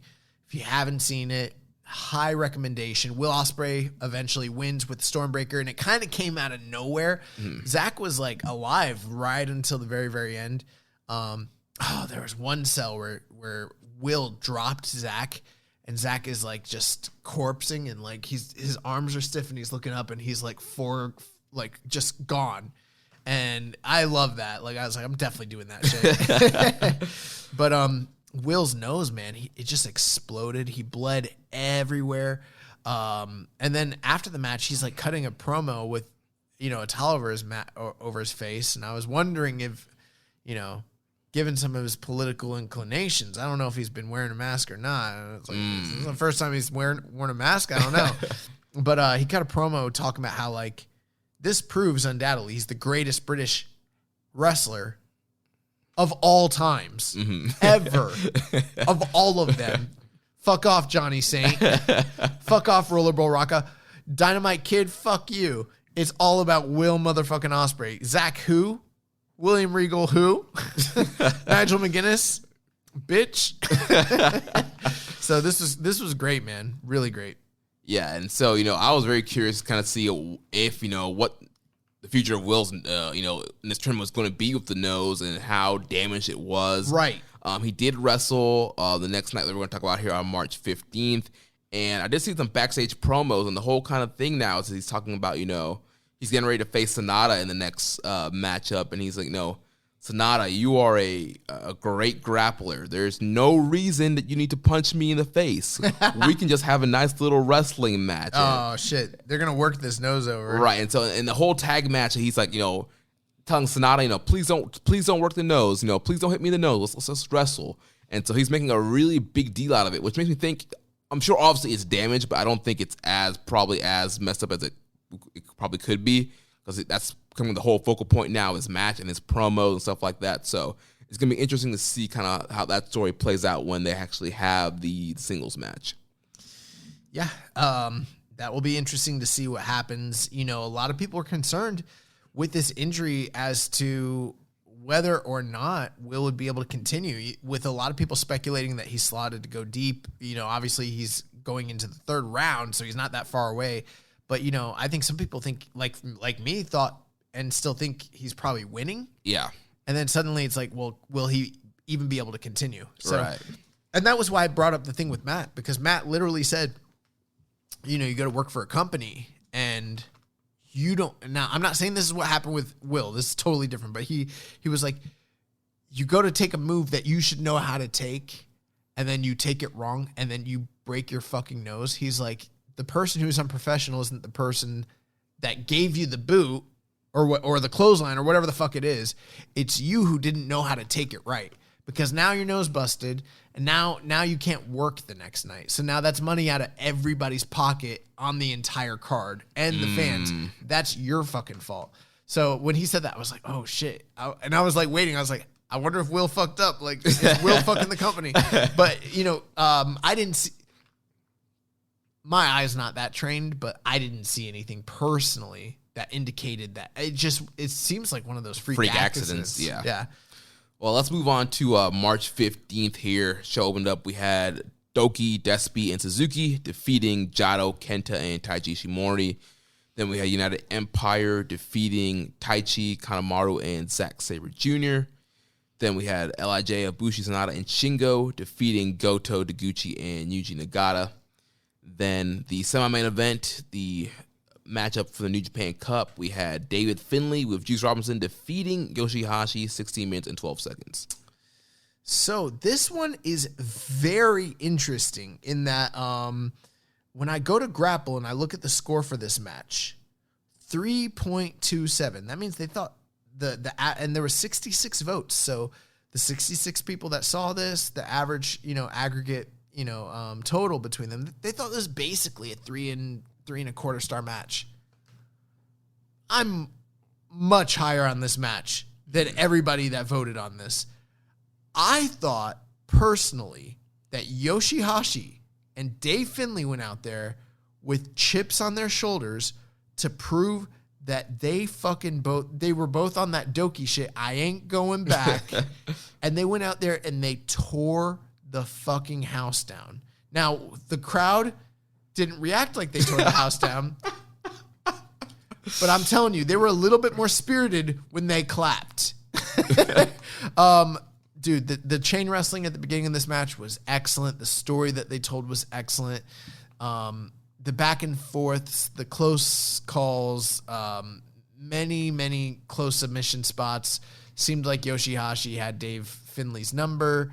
Dave Finlay kept going for the acid drop, kept not getting it. I also thought Juice did a really good job as a second on the outside. We don't see him as a second very often. And I kind of thought he was compelling and interesting.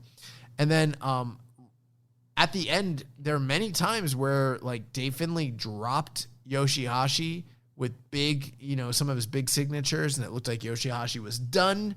And then Yoshihashi kicked out of those, but he was not able to kick out of a third and final attempt a successful attempt at that at an acid drop, which got Yoshihashi the fuck out of here. This is a victory lap for you and me because we are probably some of the only people that actually thought that Dave Finlay was going this far. Mm-hmm. But I think the reason why is because we both know the storied history of him and Jay White. Right. As soon as I saw that, I was like, oh, that's what they're doing. Yeah. Right. Knowing Jay White was going in and there wasn't a sexy opponent for him, the only kind of logical opponent that makes sense is Dave Finlay, given their history. And they're definitely playing into that heavy, given the post-match promos between both Dave Finlay and Jay White. But, a lot of people are kind of seeing the rise of Yoshihashi. And I think, the stats they gave, 70 or 80% of people thought Yoshihashi was winning. Mm-hmm. But, 3 and 3.25, that's kind of disrespectful for this match. I'm probably 3 3/4.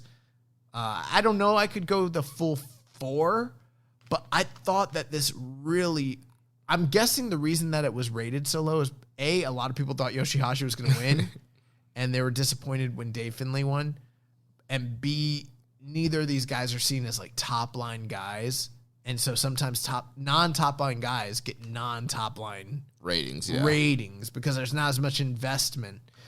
And, regardless of who wins, they got to go up against probably Jay White. So, right.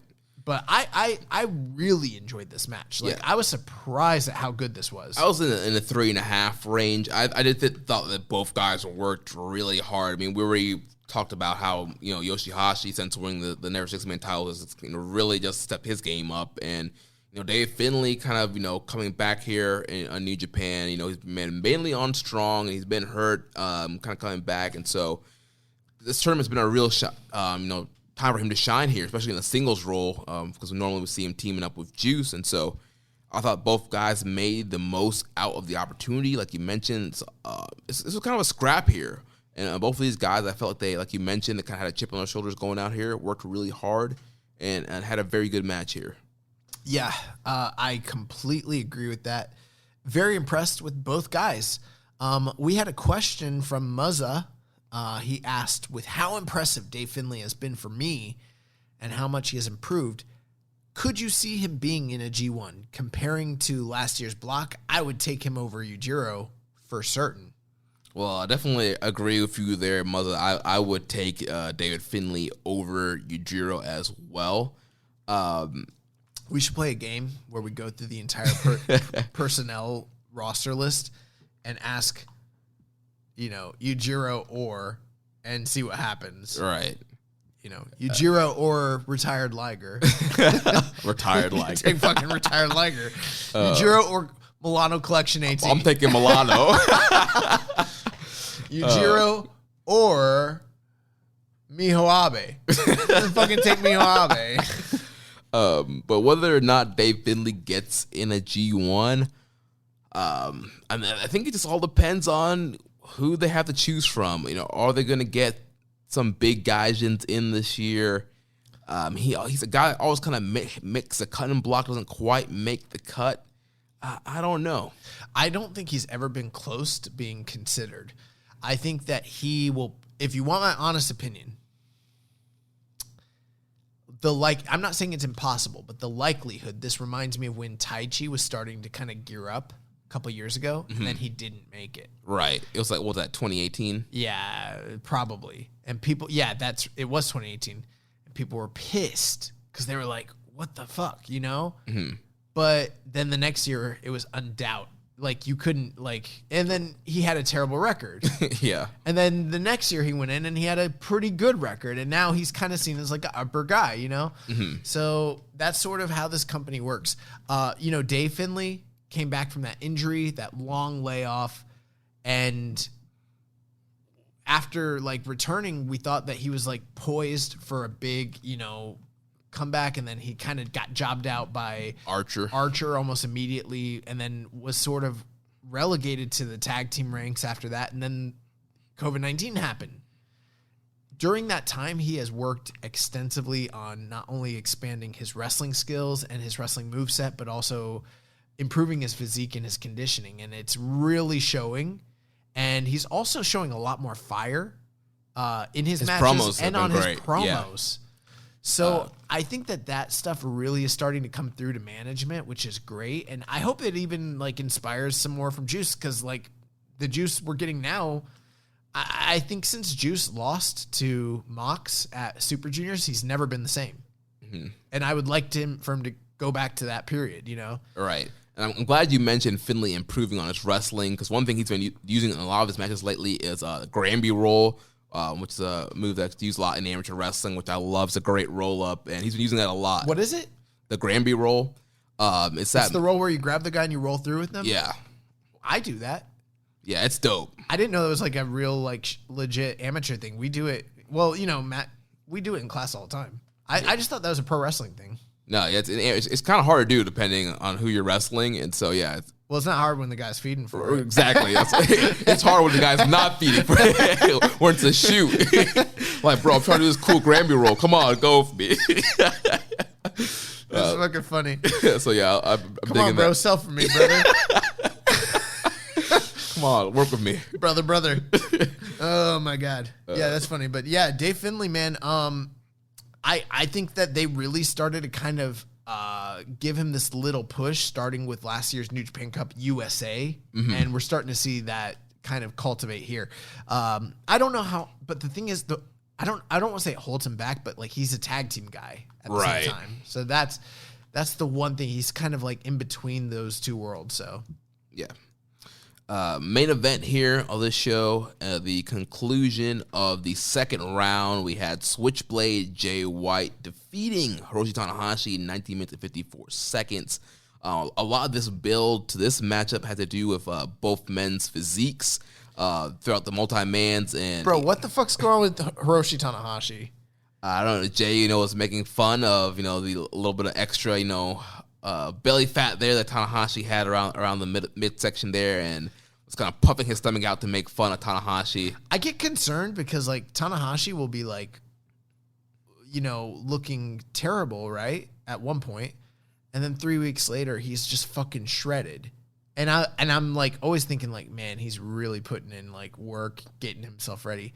But now I'm starting to think like, what if this man's just like draining himself and like taking diet pills and shit, like so, binge, like yeah, so he can like get rid of the fat and then just be cut up, and then afterwards just fucking like eat sushi and whatever. Like I don't know what they eat over there, but just like kills it, because like he looked pretty good a few weeks ago against Okan, right? And he looked pretty good, a few weeks ago against Shingo, and then he came into this match and he's like not looking so good. I don't know, man.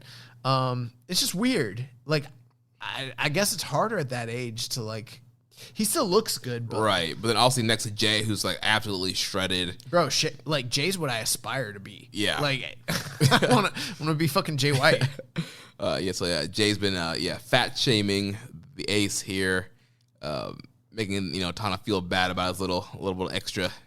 Well, the great thing was at the beginning of the match and leading into the match, he kept telling Tanahashi like, listen, if you lay down for me, that will make it easier for me to win the tournament. And then that way, when I win, I'll split these two titles up and preserve your legacy as well as my legacy. I'll be doing you a favor.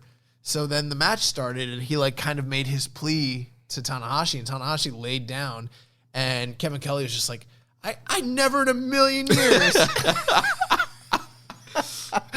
And then like, Gato's like, don't trust him. He's like, no, it makes sense. He's like, it's his legacy too. Of course he's gonna do it. Yeah. And then suddenly like, roll up. Right. Gotcha. Got him. Oh man. So yeah, started off with there. And yeah, overall, this wasn't the best Jay Tana match. Let's make a correction there. I'm pretty sure this is the worst Tanahashi Jay White match. Yeah. Well, yeah. Worse than the Wrestle Kingdom 12. It's worse than the first match they ever had against one another, which is, not a bad match at all, but widely regarded prior to this as being like probably the worst match between them. So I can't imagine any other match being this low caliber between them. I mean, what did you think of the match overall? Overall, I think I went like 3 3/4 on it. I thought it started off slow, and then towards the end it really picked up. I thought Jay did a great job of getting heat on Tanahashi. There was one point where he went outside and beat up Tsuji because of him being, Tanahashi's young boy. Locking in the Cobra Twist, grabbing the belly fat, and just really kind of cutting Tanahashi off and getting some heat on him. And then, Tanahashi fighting back with the sling blades, the flatliner and stuff like that. Jay hitting his, the elevated German Kiwi Crusher. Yeah, I thought it ended up being like a pretty decent main event here. But with a caliber of Tanahashi and a Jay White, you would expect a little bit higher, especially for a main event. To speak to that question from earlier, they did have a singles match at the 2019 Super Juniors. It was the third from the top, and it was like one of their best matches ever. So, and I forgot about it, but now I'm looking at the thing, I'm like, oh, yeah. I'm looking at cage match. This has got this one's rated 6.56. The WrestleMania or Wrestle Kingdom 12 match is 6.52. So it's not far off. It's right in that same, and everything else they've done is like, generally rated 8, close to 8 or above that. I thought there was some okay stuff here. I mean, these two guys are both professionals and they know what they're doing and they can go out there and kind of sleepwalk their way to a good match. And so it wasn't bad. It was good. Mm-hmm. A lot of the same stories that I've seen between them, working of the legs, a lot of dragon screw counters, things like that. But it was sort of just paint by numbers. I mean, there wasn't a moment that really sticks out to me in this match. They seem to be wrestling at like a degree slower than they typically do. Mm-hmm. They were really paced slower, both guys.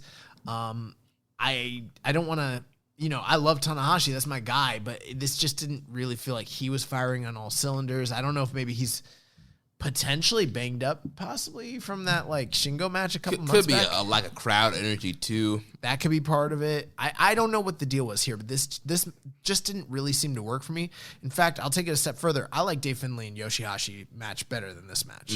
So that kind of tells you where I'm at with this one. Yeah. But ultimately, we've seen the story where Jay White is able to counter attack and counter move almost anybody else in the wrestling industry. He's the best counter wrestler in New Japan Pro Wrestling. And he was able, what was it that he countered Tanahashi? I think Tanahashi was going for another. He's going for a dragon screw. Yeah, that's the word I was looking for. He's going for a dragon screw. He countered it, brought him up, hit him with the sling blade. And Blade Runner. God, it's always like, I don't know if it's Switchblade, Sling Blade, or Blade Runner. I mix those three up. Like, yeah, he hits him with the Blade Runner, 1, 2, 3. And then afterwards, like, Jay made the Young Lions carry him out, meaning himself, Jay White. Like, he made them literally carry him. So, he beats Tanahashi, moves on. I think this was kind of expected, just given the brackets, but I don't know. I was a little disappointed. I wanted more out of this match. Yeah. Yeah, now he's calling himself the Jace. I didn't notice. I listened, like, I was kind of busy. I was like, because I was cramming some of these last few matches before we recorded. I heard some of the promo, but I didn't know he's calling himself the Jace. That's funny. So now we go on to the last night here that we'll be covering. Today's show, March 16th, where we had the first 2 quarterfinal matches, but the undercard opened up. We had Tenkoji teaming up with Nagata to defeat Gabriel Kidd, Yota Tsuji, and Yuya Uemura. Then we had the Bullet Club team of Bad Luck Fale, Chase Owens, and Jay White defeating Finjuice and Toa Hanare. Then we had the United Empire of Jeff Cobb and Will Ospreay defeating Bushi and Sonata. And then in the semi-main event, we had the first quarterfinal match. We had Evil defeating Toru Yano at 7 minutes and 54 seconds. Now, here's the funny thing. I was making dinner this evening for myself, and like I said, I was cramming these shows, so I'm on my phone, and I'm watching this match, and, it is Evil. We've talked about all the Evil shenanigans. We talked about the Togoisms, the Evilisms, And then obviously you got Yano on the other side. And so you know what to expect. And I mean, I think they were in the same block in the G1, and there was, that kind of sucked too. Right. So that being the case, I'm watching the match, and on the Yano scale of, inoffensive Yano matches, this was fine, right? I'm watching it, and I'm like, I saw the ratings, and it was like, it had like a 2-something on Cage Match and like a 1-star on Grapple. And I was like, holy shit. Like, this is going to be horrible. But then they're going out there and they're doing the Yano shtick, the funny stuff, Yano's chants, Yano's dodging him, slapping him in the head, Dick Togo's getting involved. They're undoing turnbuckles. And I'm like, it's the same shit he always does. And I was like, here's my thing with it. I was sitting there thinking, I was like, okay, if you don't like Yano's stuff, then sure, go ahead and rate this bad. But like, I was like, Yano doesn't ever get these low of ratings. So what the fuck's going on? I was like, maybe people are just done with Evil. But I was like, the ratings don't seem to line up with that. So I'm like kind of complaining to you, and you're like, oh, you haven't seen the finish yet. And I was like, no. And I was like, oh, okay. So I'm like cooking, and then like all of a sudden the lights just fucking go out. Well, first, Yano, he gets the hold of the garrote, and he chokes out Evil with the garrote and throws him under the ring to get the count out. Thinking he's going to get a count out victory. Oh, okay, yeah. I was trying to remember like what led up to it. Right, so it's like 17, 18, and the lights go out. Yeah, the lights go out, and they're not even out that long. I would say maybe 4 seconds. It's enough to be substantial, but not enough to be really substantial. So they're out. Then they come on, and Evil's just completely fresh as a daisy, standing there right in front of Yano. Yano's shocked, and then he just fucking STOs him, hits him with the everything's evil, and pins him 1, 2, 3. And I'm like, what the fuck kind of sense does that? This is Fiend bullshit. Yes, but on a lower scale and budget. Like, thank God Evil doesn't come out with those finger things anymore. Or a scythe, but like, God, this sucked. Yeah, when did Evil all of a sudden get the powers to control the lights now? Bro, he's always, no, bro, this is lore. Okay? The lore. This is the lore. The lore of Evil. I can't wait for the 5-hour YouTube videos explaining the lore of Evil and how he got his powers. I can't wait. Someone's going to write a think piece about Evil. Yes, I can't wait to read all the columns that explain the lore and how, if we should have seen this coming when he was Watanabe in Ring of Honor. I didn't, I know that the New Japan Year-End book is like a really great resource and stuff, but I've never actually like read one.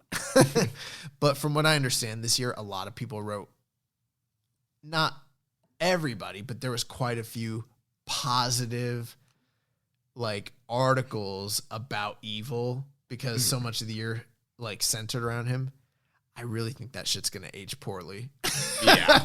I think that's the shit that's gonna like age real poorly because they keep doing shit like this, Anyways, with that being said, like, bro, it didn't make back to the lore. Remember when he used to come out for his entrance, what would happen? Hands go up, lights go down. He's still got those fucking abilities. Okay? Just like every now and again. So why did he wait until a quarterfinal match with Yano to use these powers? Why didn't he use these powers to win the double titles? Because he's got a Groat Wire and he's got Dick Togo. He doesn't need to resort to this shit. But, he got bested. Every now and again, badass Taker would have to go old school on your ass, and he would maybe every once in a while bust out a little mumbo jumbo, a little gimmick, a little gimmickry. So that's all Evil did here. It's fine. But for real, this was like some Fiend shit. Like, I think what made it really bad was he was completely choked out, and then in a matter of seconds, it was fine. Not only does Why would that interrupt? Like, how would that not? I don't know. I'm applying too much logic Right. Because obviously it's bullshit. Right. The ref should have kept counting. No, the ref can't count, right? The ref is unable to count because he can't see. But then maybe that should cause a no contest. So neither guy goes through. So then at that point, who's the other guy in the bracket against them? Shingo. The winner is Shingo Kenta. Shingo Kenta winner gets an automatic bye to the finals. You know? Yeah. But what I really didn't like was Evil just as fresh as a fucking daisy. No after effect sell from the Garrote wire. Right. I don't know. This shit sucked. The only thing I was glad about is that at least it didn't go 13 minutes like Okan. Also, is Okan going to like get more weave in his hair? Oh, yeah. We forgot to mention that. So, the night after cutting his braid, he comes out and his freaking weave is like untied and fully lengthed out and like looking like a wild man. So he looks like me now? Yeah. Okay. But I actually like the look though. But it was kind of weird that his hair like magically grew more after him cutting it the night before. He got extensions. But this sucks. I mean, yeah. Gave it a smooth 1.5. I would go. Yeah, I guess you could. I could go dud on this shit. I could go negative. It was fucking bad. We had a question here from King DW510. Is it time to send Evil and Dick to Impact so they can let Togoism run wild over there? Maybe they can recreate the PP scene with Tommy Dreamer or something. Those Impact fans would probably love it. If you do love Impact, make sure you check out 8-Bit Suplex here on the Social Suplex Podcast Network. Yeah, what the fuck? Why are you burying the Impact fans? I mean, just because Impact sucks doesn't mean you gotta bury the fans. I hate Impact. You know what's funny is like I didn't always hate Impact. I mean, even like in the modern past, I didn't dislike them. Doing the Hogan Bischoff era. Like as late as like I was still watching Impact, not regularly, but like pretty consistently. I shouldn't say consistently, semi-regularly around like 2016, 2017-ish. So I mean, yeah, probably around like when Matt Hardy was still there, but when Bobby Lashley and the Wolves and all that shit was going on. But to answer King DW's question here, I'd be totally fine with Evil and Dick Togo going to Impact because I don't watch Impact regularly. No, that would be embarrassing. That would be embarrassing for them to send as the representative of Antonio Inoki's sport of pro wrestling, New Japan. Hey, they shoot people on Impact, man. This Evil would fit right in. I don't really know what goes on Impact. Well, we were talking about something that went down this past weekend in the news. I don't know. Anyway, so let's talk about this main event and close this shit out. So the fifth match of the night, main event, saw Shingo Takagi defeating Kenta. First time match ever, 23 minutes, 47 seconds. Now I got to tell you, Jeremy, I kind of paid attention to this match, but like I feel like, do you remember last week I was like kind of down on Sonata and Ishii and everyone else seemed to be high on it? Mm-hmm. Same thing happened to me here with Shingo and Kenta. Like I'm not the highest on this shit and everyone seems to be around four stars-ish. Mm-hmm. I'm wondering if I'm just like getting so tired at the end of these like sessions where I'm trying to cram everything. Yeah. That I'm like just like fatigued from all the wrestling viewing. I'm going to leave this one to you. I watched it, but like, I don't know even, I mean, they were fighting, there was a lot of strikes and then Shingo hit him with the, last of the dragon and won. And like, that was about all I really remember. Yeah. The key here. So beginning part of the match, Kenta does the same thing he did to Juice Robinson where he pulls the ring bell, from the timekeeper, hits Shingo with the bell. Remember that, yes. Yeah, so then from there, Shingo's kind of on the down end of the match and kind of selling as Kenta kind of works over the head there, side headlock, and then it's kind of back and forth from there. A lot of big heavy strikes. There was a big strike exchange with Kenta with the slaps, and Shingo was killing Kenta with lariats in this match. There was like 2 or 3 lariats where he just it sounded off so great. He just drilled Kenta with them. There was one pumping bomber where he fucking killed Kenta. Yeah. I think it was the last one. It was like right at the end of the match. Yeah, the last pumping bomber was. It was fucking awesome. Yeah, so, but yeah, Kenta, also the game plan, after hitting with the head, was working over the head. He hit the Green Killer draping DDT. He had him in the game over submission hold. Got near submission off of that. Several attempts of the GTS. Obviously, it was kind of Shingo kind of fighting from underneath, which I think Shingo does really well in that role and fighting from underneath. You know, he's very good at it. Yeah, I think the first time in New Japan we really saw it was against Kanemaru in that Super Juniors. Yeah, where he came with his knee 19. hurt. Yeah. So, you know, normally we see him kind of in that juggernaut role, kind of just steamrolling people. But when he has to sell, he does a great job of it. And he does a great job of selling and fighting from underneath, getting the crowd behind him, you know, getting great near falls that made in Japan. I love his 1-2 elbow combos. He was killing Kenta with those as well. Kenta had a great tiger suplex at one point in the match. Psycho knee for a near fall. Then it came down to that last pumping bomber where he killed Kenta, got him up for Last of the Dragon, 1, 2, 3. Shingo advanced. I love the match. I love seeing Shingo kind of be that kind of resilient, fight from underneath character. It was very hard hitting, great psychology. I was in that kind of 4-star range as well. Yeah, as you kind of gave the recollection of everything, I'm like, oh yeah, I remember that now. Yeah, it was a good match. I might go back and recheck it out later, but I'd like to see them wrestle again. Yeah, definitely. After the match, Shingo's cutting the promo. Evil comes out. I missed this. I like literally turned it off after it was over. Yeah, Evil and Daytona come out. They jump Shingo, lay him out with the Magic Killer. You know why I turned it off is because they're going to speak in Japanese and there's no translation. Right, yeah. So I'd rather wait for the translation to come out. Translation video to come out so I can actually understand. So that's why I did that. But I didn't realize there was a post-match attack. That makes sense. Yeah. So this week coming up, we are 3 shows away from the end of this year's New Japan Cup Finals. On Thursday, March 18th, 5:30 a.m. Eastern Time on New Japan World, we have Jay White taking on David Finlay. This is a long-standing feud between these two, going back to their young lion days. They are 12-1. Jay has beaten him 12 times. Finlay has beaten him only once. He won the first match between them. Yep. It was funny, though, on the post-match promo that Jay White cut, he said that he's undefeated against Dave Finlay, and it's a streak that will live on forever. Right, he's like, I don't count the first one. Like, you won the first one, but then I won 12. Like, this streak is a very impressive streak. So it would be really crazy if Dave Finlay beat him finally.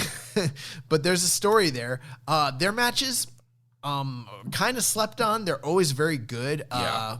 When we had Sonal Ladd here on the show a few months back, she actually mentioned how much she enjoyed the Dave Finlay Jay White feud, which kind of won her cool points with us because we've been high on this feud for a while.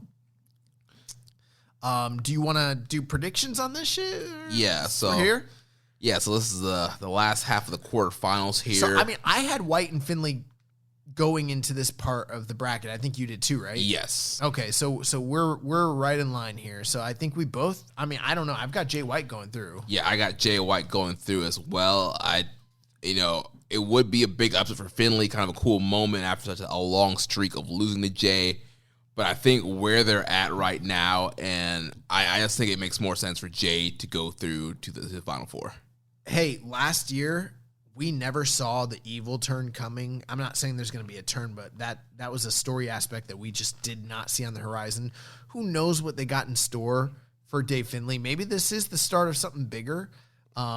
Maybe someone else is going to get involved. But, if it's just straight one-on-one based on the current standings in the company and based on the fact that the winner is going to fight Ospreay or Sonata, I mean, the only logical drawing, outcome that makes sense is Jay White winning this one. Right. And then the other quarterfinal match that will happen on Thursday, March 18th is Will Ospreay versus Sonata. like I mentioned earlier, there's a lot of emphasis here on Ospreay's nose and Ospreay kind of begging off and asking Sonata to wrestle like gentlemen and not to, hurt his face anymore. So that's also going to be a big part of the match here. Sonata, we talked about before, kind of this history of going far in the New Japan Cup every year and getting kind of further and further. I have not wanted to make that a talking point at all because I feel like they played out that story already when he made it to the finals against Okada and then lost. And so my line of thinking is like, he's fucking done, Right. I'm just saying, like, he has great tournament experience. Is he not the most winningest person in the history of the New Japan Cup? Probably. I think that's something that Kevin Kelly said. Yeah. Which doesn't surprise me. Yeah, so you can't really count him out, but I have Ospreay winning here and to get an Ospreay Jay White semifinal. And did you have Ospreay and Sonata going into this part? I did, yeah. So you had that. My right side of the bracket, I did pretty good. Is on point. Yes. Yeah. Same here. I had Ospreay and Sonata. My whole thinking is I've been booking it so that Ospreay's going all the way through, and taking a look at the guys that he beat back to back. They're all people that matter quite a bit to the recent history of the New Japan Cup, and they're all really successful New Japan Cup performers or winners. So, Sonata, and then prior to that, Zack Sabre. And then if he were to beat Jay White, I mean that's a huge lineup of guys. So I've got Ospreay winning. That's gonna bring us to Jay White and Ospreay on the finals on semifinals on Saturday. I guess we can kind of just roll into that, huh?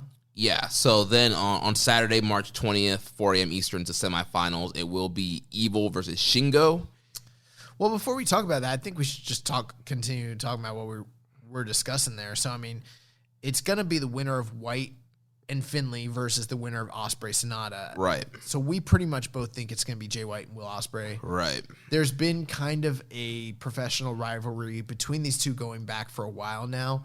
The most two recent matches that I can recollect, they were in the G1 this past year, and I believe Will beat him. Yeah. Okay, yeah. Jay was sort of on a roll. Will beat him. That was sort of an upset. And then prior to that, they wrestled at the anniversary show the year prior. Right. When Will was the Never champion and he lost to Jay White.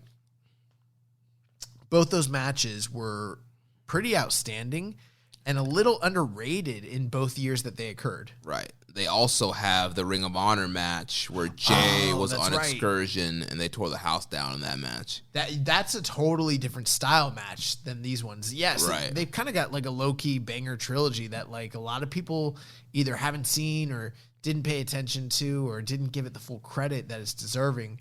So, I mean, them ending up in the semifinals, that'd be a big deal and could be a really great match. Yeah, and we've seen the heel versus heel thing can work. We saw that with Ospreay and Sabre. So I don't think there'll be any issue with both men being heels working this match. Now, hypothetically, let's talk about other scenarios. Jay White wins and Sonata gets through. That is a possibility. Right. If you want to have a babyface heel, that dynamic there. And that definitely works. And in that case, I would pretty much have Jay White go through unless they're doing something outside of left field that we don't see coming, like sort of like the Evil thing last year. But let me ask you, if Finlay wins, what do you do? If Finlay wins, then I would go for Ospreay win. Just to that makes sense. I don't think Finlay Sonata makes a lot of sense. I do Finlay Ospreay, and then you have Ospreay beat Finlay to get to the finals. I mean, again, it's sort of the same thing we said last week. Like, Finlay's not going to win, but, like, we said the same thing about Toa Henare. It was sort of like, if Toa Henare beat Jay White, pretty much needs to go all the way through. Right. I would almost feel the same way about Finlay. If Finlay beat Jay White for some reason, you might as well just, like... Strap him up. Yeah. But, yeah, I think Jay White versus Ospreay makes the most sense. The only thing that's a little surprising, sometimes with these New Japan Cups, we don't get...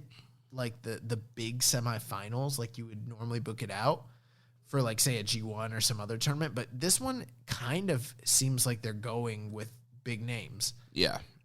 one concern though with White Ospreay, that's heel versus heel. Like you mentioned, it works, but then Evil Shingo is a heel versus face. So you got 3 heels and the one face in Shingo. And I mean, I guess that works, but I don't know. It's a little interesting. Yeah, well, I think that could help put the spotlight on Shingo. If that's what they're doing, if they're truly going with Shingo, but then that kind of hurts my bracket. So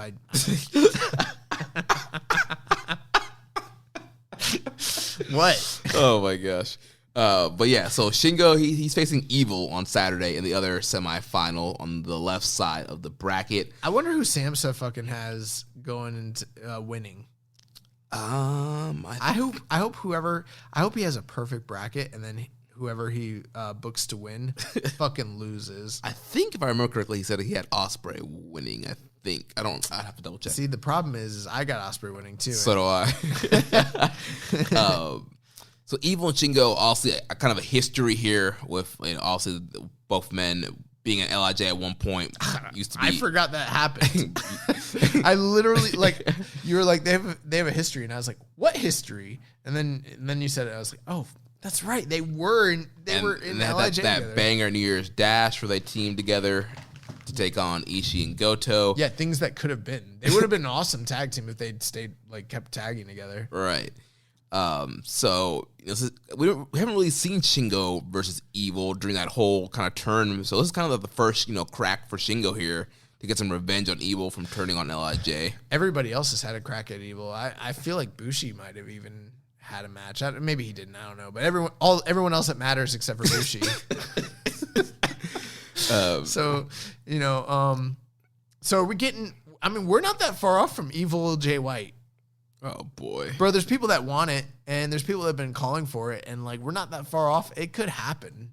It could happen. It shouldn't happen. That would be a horrible call. Well, let me ask you this: do you feel like New Japan sort of dropping the ball with that? Because think about it. Back at the G1, it was like this huge focal point for both guys, and they were talking about it so extensively during all the backstage promos. But since the G1 ended, and since the beginning of the quasi double night gold dash, whatever it ended up being, we haven't heard shit about Evil and Jay White. Do you think it's something they're keeping on the back burner? Because to me, it doesn't seem like that. It feels like something that they have completely They dropped the ball on it, and I don't mind if they don't ever pick it back up. Well, from a creative standpoint, or my personal stance, I'm not I really wanted to see that. But it was also something that people seem to really be into. Right. And from a marketing standpoint, it feels like they left a lot of money on the table. Right. I think what happened was they were like, how do we book it? What do we remember do? last time we tried a Bullet Club Civil War? That didn't work out so well. Let's not do it. I feel like they're sort of thinking who wins? Right. Where do we go? What happens? So, and maybe some of what you're saying. So someone in the room's like, let's do this Bullet Club Wolfpack. Maybe maybe that is what's happening here. I don't think so. It seems like for me, Evil is I think Shingo's beaten Evil. Yeah. So I think that's why Evil kind of came through. I think it tells a little bit of a good story, like you mentioned. Evil turned on LIJ to kind of cement his place in this tournament. Last year, he came into this year's tournament as the returning winner, and now you got Shingo, who's sort of the last man to join LIJ, and now he's the defender in this situation. I mean, they didn't build it this way, but that's where we're at. Given the circumstances, he's not only trying to punch his ticket, but also he's going to maybe try to exact a little bit of revenge for his comrades. And I think he will get that revenge. I think it would be terrible for them to have Evil go through to another final. If they do that, then I don't know. Ospreay is the only guy that really makes sense to me, unless people want that all Bullet Club final. I don't know. Yeah, I think Shingo's going through, and I think you can tease it out a lot with Evil doing a lot of cheating and a lot of great near falls to try and beat Shingo. I think not great cheating, bad cheating, shitty cheating. But I think we will see. I think we'll see an LIJ interfere. I think Bushi or somebody will come out to help Shingo fight off Dick Togo. Is that what Bushi does? Bushi's one role in the one role that he has in this group is he's the guy that when shit hits the fan, he's gonna come out and help, right, and make a save, or lend a assisting hand. Gotta get that TV time when you can, brother. Jay White and Will Ospreay. I feel like that's the match that's the hardest to call. Most people were sort of banking on a Shingo Ospreay final, and that one makes a lot of sense for the same reasons why Shingo and Will Ospreay made sense for Best of Super Juniors in 2019, and also why that match ruled last year in the G1. It was possibly the best match of the G1, or at least in my opinion, it was. But that might be too on the nose. Like Jay White. I mean, I could see them doing Shingo Jay White. I could, yeah. The one reason I was sort of hesitant to them doing it was because Jay and Shingo have wrestled one another in the G1 the last 2 years, right? Yeah. So it sort of feels like, well, they kind of gave us those matches back to back. Now they're going to give it to us a third time. At the same time, I'm pretty sure Shingo's never beaten Jay White. I know he definitely lost last year. No. I'm telling you.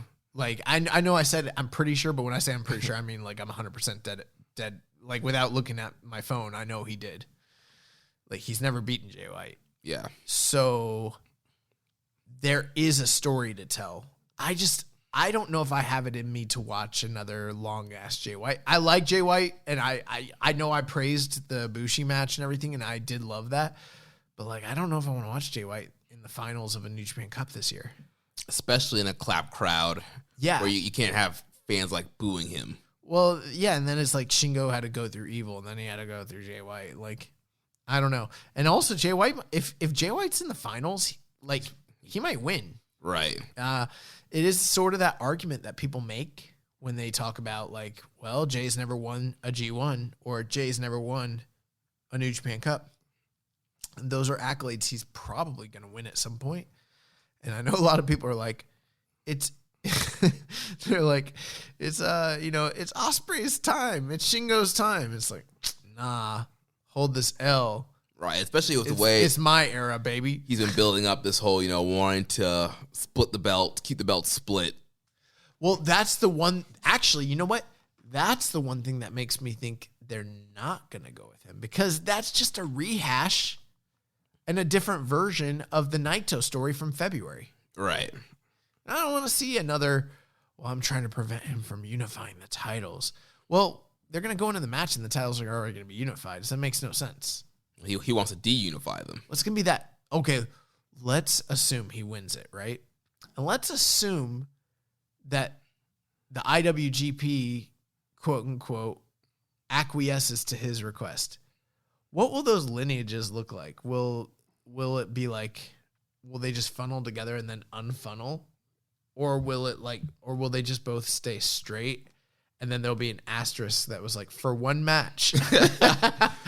One match. Ibushi had a dumb idea and unified the titles. He had a double. He was the world title, and then it became not the world title. Like, it doesn't make, that just sucks. Yeah. I would just, in my opinion, I would just much rather see the ascent of either Shingo or Ospreay. My one caveat with that is this. If Jay White wins, I think he could beat Ibushi. If Ospreay wins, I think he could beat Ibushi. If Shingo wins, he's not beating Ibushi for the titles. At least not in April at Sakura Genesis. Right. So that's I don't the think deal. Ibushi is losing no matter who comes out of this thing. I could see it. Why not? He's held it since January, or since before then, right? No, since January. He won in January. It's a pretty long first reign, if you ask me. Yeah. Well, not a lot of guys get to hold it this long in their first reign. I mean, he might be dropping the title soon, especially given how many like high-profile headlining matches they've had him in. I could see him. I think that if you want my opinion, I know it's a little early. I think they're prepping him to drop the belt soon. And this is not new news. I've been saying this since like early February, late January. Yeah.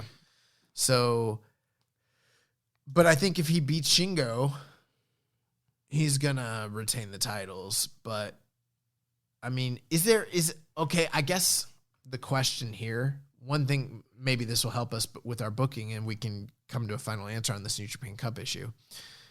We've got two stadium shows as well as Sakura Genesis coming up.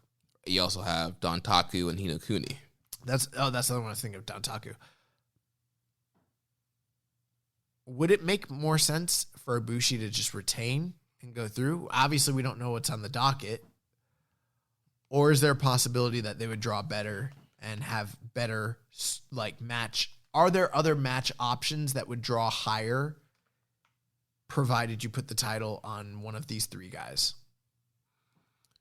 There could be. My idea is thinking that if you're going to do a title change, save it for the stadium or the dome. That makes sense. But I could see they could do Ibushi on a chase. Ibushi works well as a babyface on a chase. You could have him. Could you do Ospreay transitional champion to drop the belt to Okada? I'm just throwing ideas out there. I don't know. Yeah, I don't know. I feel like the next Ospreay Okada match, Ospreay needs to win. That's true too. Yeah. Well, maybe Ospreay wins it the first time at the first stadium and then loses it in the dome. Just throwing ideas out there. Yeah. These are not like things I'm like dead set on. Right. I'm just because I'm wondering who's Ibushi going to draw with in these big stadiums. We talked about that last week, and I was like Kenny Omega, I guess Okada. Other than that, there's not very many other options I can really realistically think of. With Shingo, I can't think of any. As much as I love Shingo, I can't think of a big money drawing match with him that they haven't. I mean, they just did him and Okada. You know what I mean? Right. Which, I mean, there's a story there. They're now 1-on-1. I think you could do the rubber match. Yeah, but you know how they like to do with these big shows. They like to do the one big protected match that they haven't done, but I don't think it makes sense booking wise on a month build is Naito and Ospreay. Right. That's the one match in this company that they just haven't given us yet. Other than that, I mean, you got to bring in a John Moxley or you got to bring in a Kenny Omega or something. Because I think they've or you're doing a rematch because they've pretty much exhausted all these options. Right. They could do a gimmick match too. I know they don't do those often, but I mean, for a big show, I mean, who knows? Right. So the only reason I bring all that up is because I'm just trying to think. I'm trying to think longer term. They got these big shows on the horizon. What's going to happen? Who's the best champion to go into these shows? Yeah. Who do you want representing the company? And I guess the downside, if you, like you said, it might make sense to do a title change on these big shows. So the downside was if you had one of these guys beat Ibushi, that wouldn't be a very lengthy, illustrious title run. Mm-hmm. So I guess that does kind of leave the door open that Ibushi could and likely would retain. Yeah, because I think we're going to see Jay versus Tana for the Never title. To really kind of elevate that to show all right, this is the new secondary title. He beat Tana. He did mention he did say in the promos he's like, I'll take the Never title too. I heard him say that. Yeah. So I mean, I don't know. I guess I'm still going with Will Ospreay because I mean, although I'm at the point where I'm only 50.6% positive it's gonna be him, and I'm 49.4% sure it's gonna be Shingo. I'm on that tipping point. I'm almost equal that Shingo's gonna beat him. Yeah, I had Ospreay winning when I was booking Okada Ospreay in the finals, but now that I think Shingo is going in the finals and just a run that he just seems so hot. Right, Okada, Godo, Kenta. Yeah, I'm going with Shingo winning this thing. Well, that's I'm gonna stay with Ospreay just because I'm gonna be stubborn and I want my bracket to turn out good. Because I'm not good at predicting New Japan Cup every year. I do okay with other tournaments, but this is the one tournament that I've never predicted accurately. Every year I get this shit wrong. So I think the final that you and I both want to see, just more than any other one, is Shingo Ospreay, just because they fucking tear the house down every night. Do you know where the final of the New Japan Cup even is? That is a good question. I do know it is Sunday, March 21st. It'll be 1 a.m. Eastern Time on New Japan World. And let's see where the finals are happening. In Sendai. Okay. Is it a big arena in Sendai? I'm not sure how you put it. Is it the Zebo Arena Sendai? I'm not even familiar. Yeah, that's not a building that, unless that's the building's changed names. I'm not one of those guys that knows all the arenas. I know some other fans are really big on that sort of thing. Zebio Arena Sendai. I don't even know much about this arena, to be honest with you. So, and the semifinals will be there as well on Saturday. Yeah, I'm looking online. It looks like a not too small. I mean, it's pretty big. It's the Sendai 89ers, which is a B-League Japanese professional basketball team, plays there. Although I don't see any the capacity is around 4,000. I'm sure with them opening up the floor, it's probably a little bit more. So I mean, that's not the biggest venue for them. I'm hoping that Sendai doesn't have the state of emergency still. I know Tokyo does, but that's interesting, huh? Yeah. Well, they're not trying to draw a big house with this, it doesn't seem like.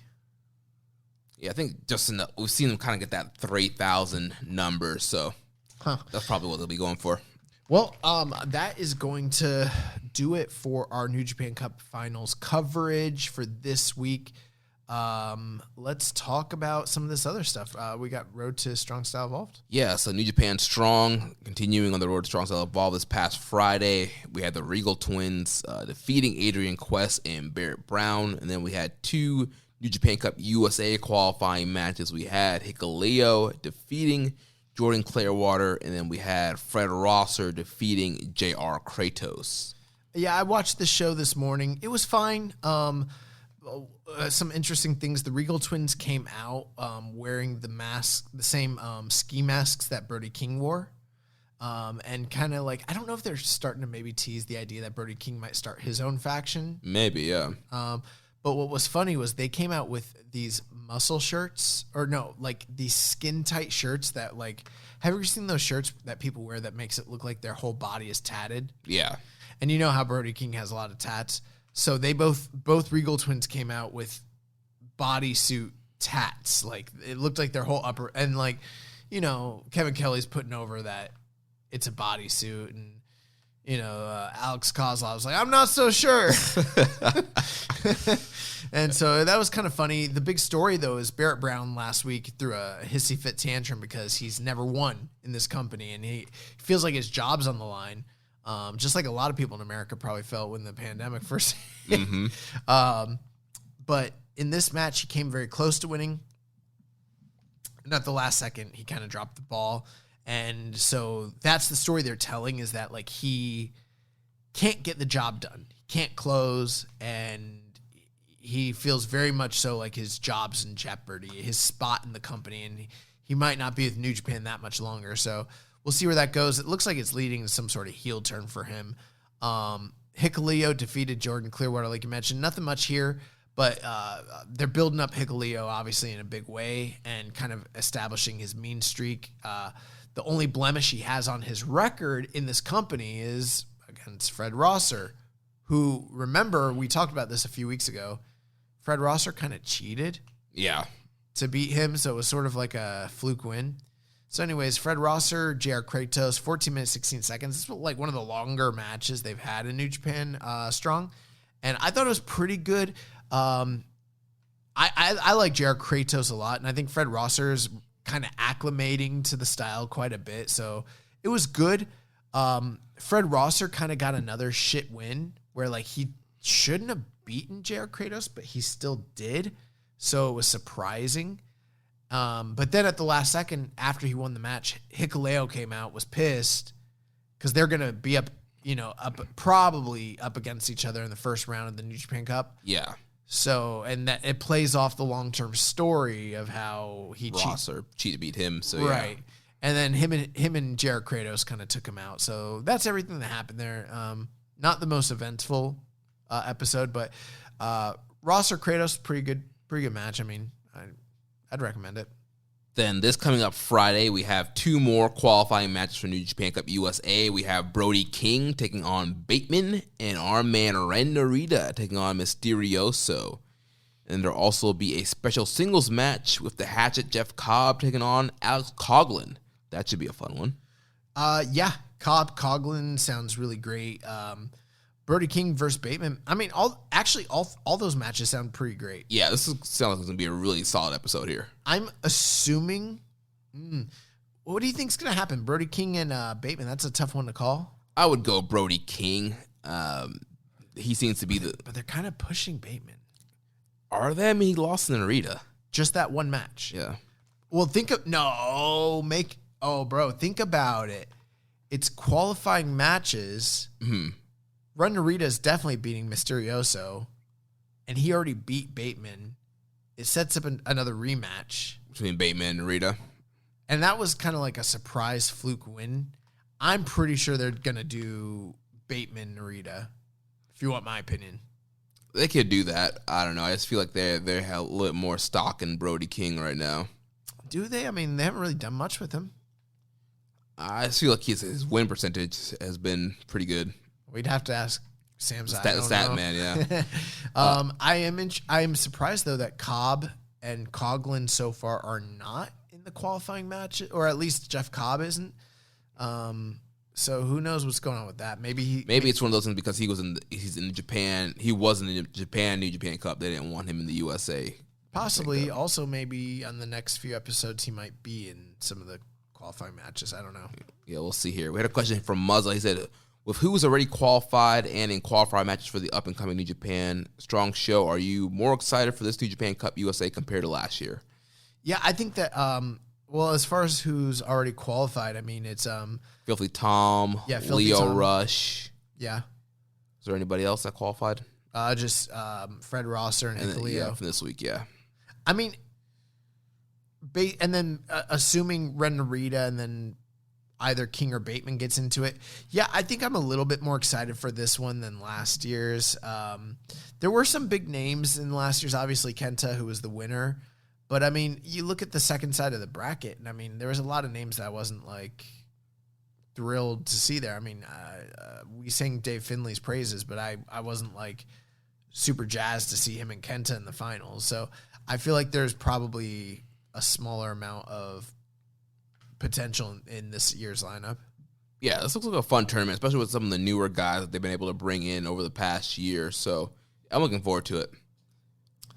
Awesome. Well, let's dive into the news here. Yeah, so big thing that we got to talk about this past Saturday. Is it a big thing? Well, look at all the questions we got about it, man. Yeah, it's crazy. Impact Sacrifice. We have new Impact World Tag Team Champions, Finn Juice. They have Finley and Juice Robinson defeat the Good Brothers, Luke Gallows and Machine Gun Carl Anderson, to become your new Impact World Tag Team Champions. We had a lot of questions about this. Let's run through these. Ready User Viking Pain says, what are the implications, if there are any, in Finn Juice winning the Impact Tag Team titles? Will this lead to the Good Brothers coming back to New Japan sooner rather than later? Finn Juice are working there. They're one of the top teams in in the world right now, based on the fact that they're, they've won the New Japan, they've won the World Tag League, they've won the IWGP Heavyweight Tag Team titles before. They're a good tag team, and I think this is kind of just a stopgap between them winning and then eventually probably dropping the titles right back to the Good Brothers, so that the Good Brothers can have this big title match between themselves and the Young Bucks eventually. So I think that's pretty much all the implications there are for me. So I really think it's just an accolade, and it probably draws some attention. Right. Honestly, I think it was done for just kind of the wow factor, kind of the attention. Like, oh, wow, this New Japan team won, kind of get some buzz going. Because obviously this was taped, obviously because Juice and Finlay are in Japan, and they're wearing their old gear before they came out with this new kind of the blue and gold, gesture gear that they're wearing now. So clearly this was taped quite some time back. I do think the Good Brothers are coming to Japan at some point, no matter what. And we thought, I kind of believed this before any of this door stuff was going on, because they talked about it so extensively on their podcast. Right. And so I have a feeling that the title change is probably already taped as well. I have a feeling like on Impact we'll see like a tag title rematch, and then Good Brothers will get the belts like right back. Yeah. Next question here from Wiz Factor. He says, in light of Finjuice winning the Impact titles from the Good Brothers, can you provide some insight as to why a company like Impact would hand their titles over to two different promotions, assuming Kenny Omega takes the Impact World title a month from now? I'm aware that the wrestling business thrives on exposure, but the recent booking decisions make the Forbidden Door look incredibly one-sided in New Japan's and AEW's favor, and the Impact roster looks weak as a result. What exactly is a pro-Impact business case here?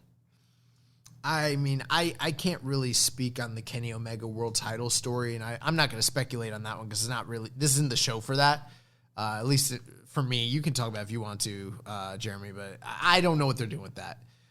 As far as this, though, I mean, I don't know. I don't see it any different from all the times that New Japan put their titles on the Dudley Boys, the Steiner Brothers, the Road Warriors, XYZ foreign talent team from WCW or whatever company, TNA. And then what always happened? Those same teams would drop the belt to whoever you were either trying to build or the team that they beat for the belts in the first place so that they could get the win back. And they would either pop a house, pop a rating, draw new fans and eyes to them. So like you mentioned, it's about exposure. I think it's too soon to say that it's incredibly one-sided when the story hasn't even played out. Now, granted, we've seen times where there have been invasions, UWFI against New Japan, where one company gets fucking buried, and oftentimes it is the smaller company. So maybe that is going to happen here, but this really isn't an invasion. It's just kind of like I said. It's just a tag team angle. I really just think it's an accolade. It's a nice little, stopgap trinket where, these guys won the belts. That's cool. And then the next time they do a little pay-per-view, they'll probably drop them. And people will hypothetically want to see that match. And it's good for both companies because it raises the stock of Finjuice, and it also raises the stock of Impact as a company for having elevated them, having had them on their platform, and then drawn eyes to the Good Brothers or Motor City Machine Guns or Reno Scum or whoever the fuck it is that beats them. Right. Yeah, the name of the game is definitely exposure. With Impact working with AEW and New Japan. On the New Japan side, we're seeing the Impact matches that feature Finjuice being featured on New Japan World. That's a whole new set of eyes right there. With AEW, their Impact guys have been on TNT every week since Kenny Omega's been on Impact. Their ratings have been higher. They did a great buy rate for the pay-per-view that Kenny was on. Now they're building to this champion versus champion, Kenny versus Rich Swann match, winner takes all, which I'm assuming is going to do another good buy rate for them. So yes, their titles are kind of going on non-Impact guys, but at the same time, more people are watching Impact than have in a very long time. So they're getting more eyes on the product, and the key is kind of what you were saying, is having the guys ready to be built up to eventually beat Finjuice, whether it's the Good Brothers getting the titles right back or like it's more to the Machine Guns. And then with Kenny, it's like you build up your Impact guy who's going to be the kind of like the savior, the face that could eventually beat Kenny and get the belt back. There's also the wow factor. Anything can happen in the World Wrestling Entertainment. Right, right. They used to do those title changes at house shows because you never know And that's what it was here. A lot of people didn't think that this was going to happen. And now it's like, well, you never know what's going to happen on an Impact special or pay-per-view or television show. So, who's to say that the next time you tune in, who's going to show up, who's going to leave, who's going to win a title, who's going to, whatever. I mean, maybe the next time they wrestle, they drop the belts to the Machine Guns, but then suddenly, oh my God, what are the Young Bucks doing in the Impact Zone? Right, yeah. You never know. Also, I mean, for New Japan fans, you got Jay White name dropping the fact that Juice and Finlay won the Impact titles. He put that in his post-match promo. Every post-match comment, you've got Juice just plugging Impact. It was hilarious. The last one he did, he's like, go to Google, type in Impact Plus, type in your little credit card. He's like, oh, wait, I need to be in Nashville. I have a plane to catch. Yeah. So, I mean, that's what they're doing. It's cross-promotion for both companies. And, I mean, it is a two-way street. It's not like Impact is only pushing New Japan, and New Japan is ignoring this shit like it never happened. Right. They've got a few, and it's not over-pushed on either side. It's synergy. Each group is kind of acknowledging one another. They're working together. It's cool, Next question from EMJ Does PR. It says, Finjuice are the Impact Tag Champs and be setting up a rematch versus Machine Gun Carl Anderson and Gallows at one of these big shows. 2 questions. If they get a dome match, is this going to help rehab Finjuice in Japan? And are the Impact Tag Team Champions getting a higher billing than the IWGP Tag Team Championships? And if so, WTF? Who are the IWGP Tag Team Champions? GOD. Oh yeah, but I think he's specifically asking about the championships and stuff, like the holding those titles. Is that higher than the IWGP? No, he's asking because we got those 2 dome shows coming up, the 2 stadium shows. Mm-hmm. Are we going to be getting a match with the IWGP titles on one of those shows, like with Guns and Gallows? Mm-hmm. And then he asked, are they going to get a higher billing on those shows than the IWGP Tag Team titles? And if so, what the fuck? It was written a little bit weird. MJ Does PR, step it up with the diction. But I don't think we're going to be getting Guns and Gallows over here because they seem to be working AEW a lot, and they seem to be pretty integral to what they're doing. But who knows? I mean, they don't even work for that company, so I guess they could take a month off and come to Japan, but I don't see that happen. Well, no, with state of emergency, it's going to be really hard. Probably not. Yeah. If you want my guess, probably not. I doubt it. I doubt we see the Impact Tag Team titles in New Japan at all. Because like you mentioned, they probably already taped like a title change. They've Yeah. already taped the title change. These guys probably held those belts once when they won them on tape, and then once when they dropped them, and then that's about that, Yeah. Do you think Finjuice needs rehabbing in Japan? Rehabbing? Yeah. I think they're doing a good job rehabbing Dave Finlay, and I think Juice is, like we mentioned, he's made some positive strides recently. I would like to see more as far as that goes, but as far as the team goes, I mean, I don't know. I mean, I've never really seen the team as anything special personally. Yeah, I mean, they're not this kind of blow-away tag team, but... They always, during World Tag League, go out there and have some of the best matches of any team, like bar none. But as far as, and like, I guess they're a cool unit, But I mean, I'm not like, oh, the legendary team Finjuice. Right. When I think of the great Gaijin Purezu tag teams, I mean, Steiners, LOD, Finjuice. Big Bad and Dangerous, Finjuice. No. Next question here from Dom Homie 101. What does Finjuice winning the Impact Tag Team Championships mean for the relationship of Impact and New Japan? Does it mean that we may see more of a relationship between both companies? Could we see Impact guys on stadium and dome shows in May? I mean, who knows? I already said no to that, but maybe, because I don't run the company. I don't know what the fuck's going on, and, maybe they will. Maybe that will be the big return of Guns and Gallows. But Right. I don't see that as being a draw.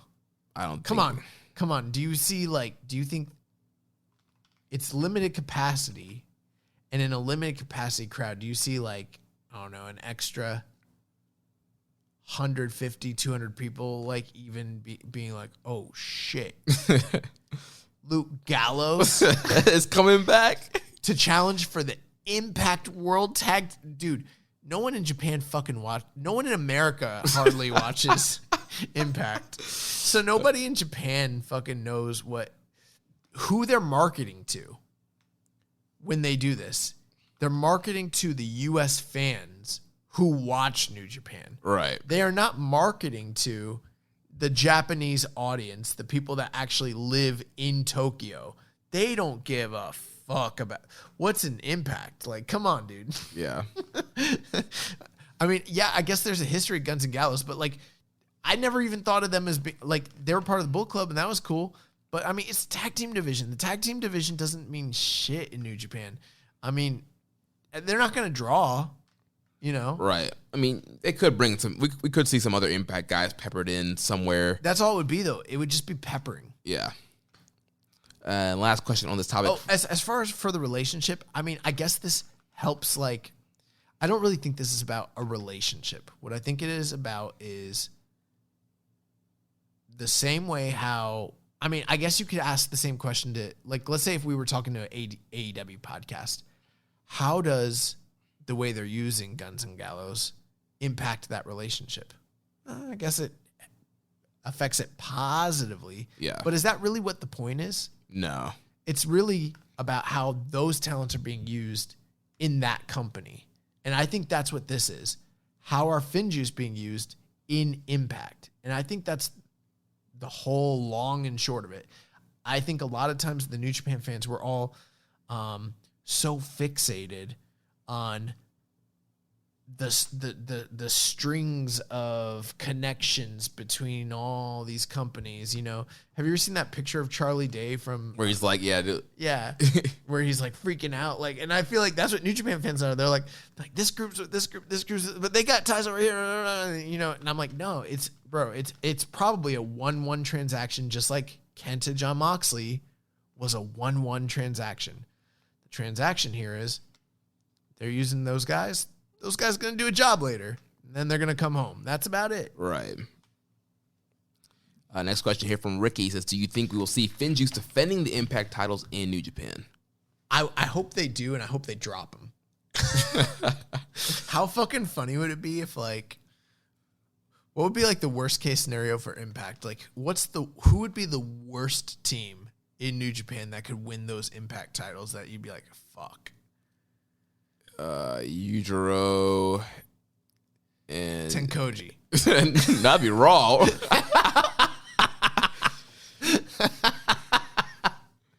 Tenkoji wins that shit. Tenkoji versus Machine Gun. Sign me up for that. Oh, you want us to go to Nashville? Nah, fuck that. We're not going. We'll mail you the belts back. Oh man. So in other Man, so many questions about, bro. I didn't give a fuck about this. I guess the way I answer the questions, I don't know. I hate to be that buzzkill. A lot of questions. people are excited about this, man. Hey, that's the point of something like this. It's to get people excited. And guess what? Evidently, it worked. Yeah. It worked. Yeah. For some people, not for me.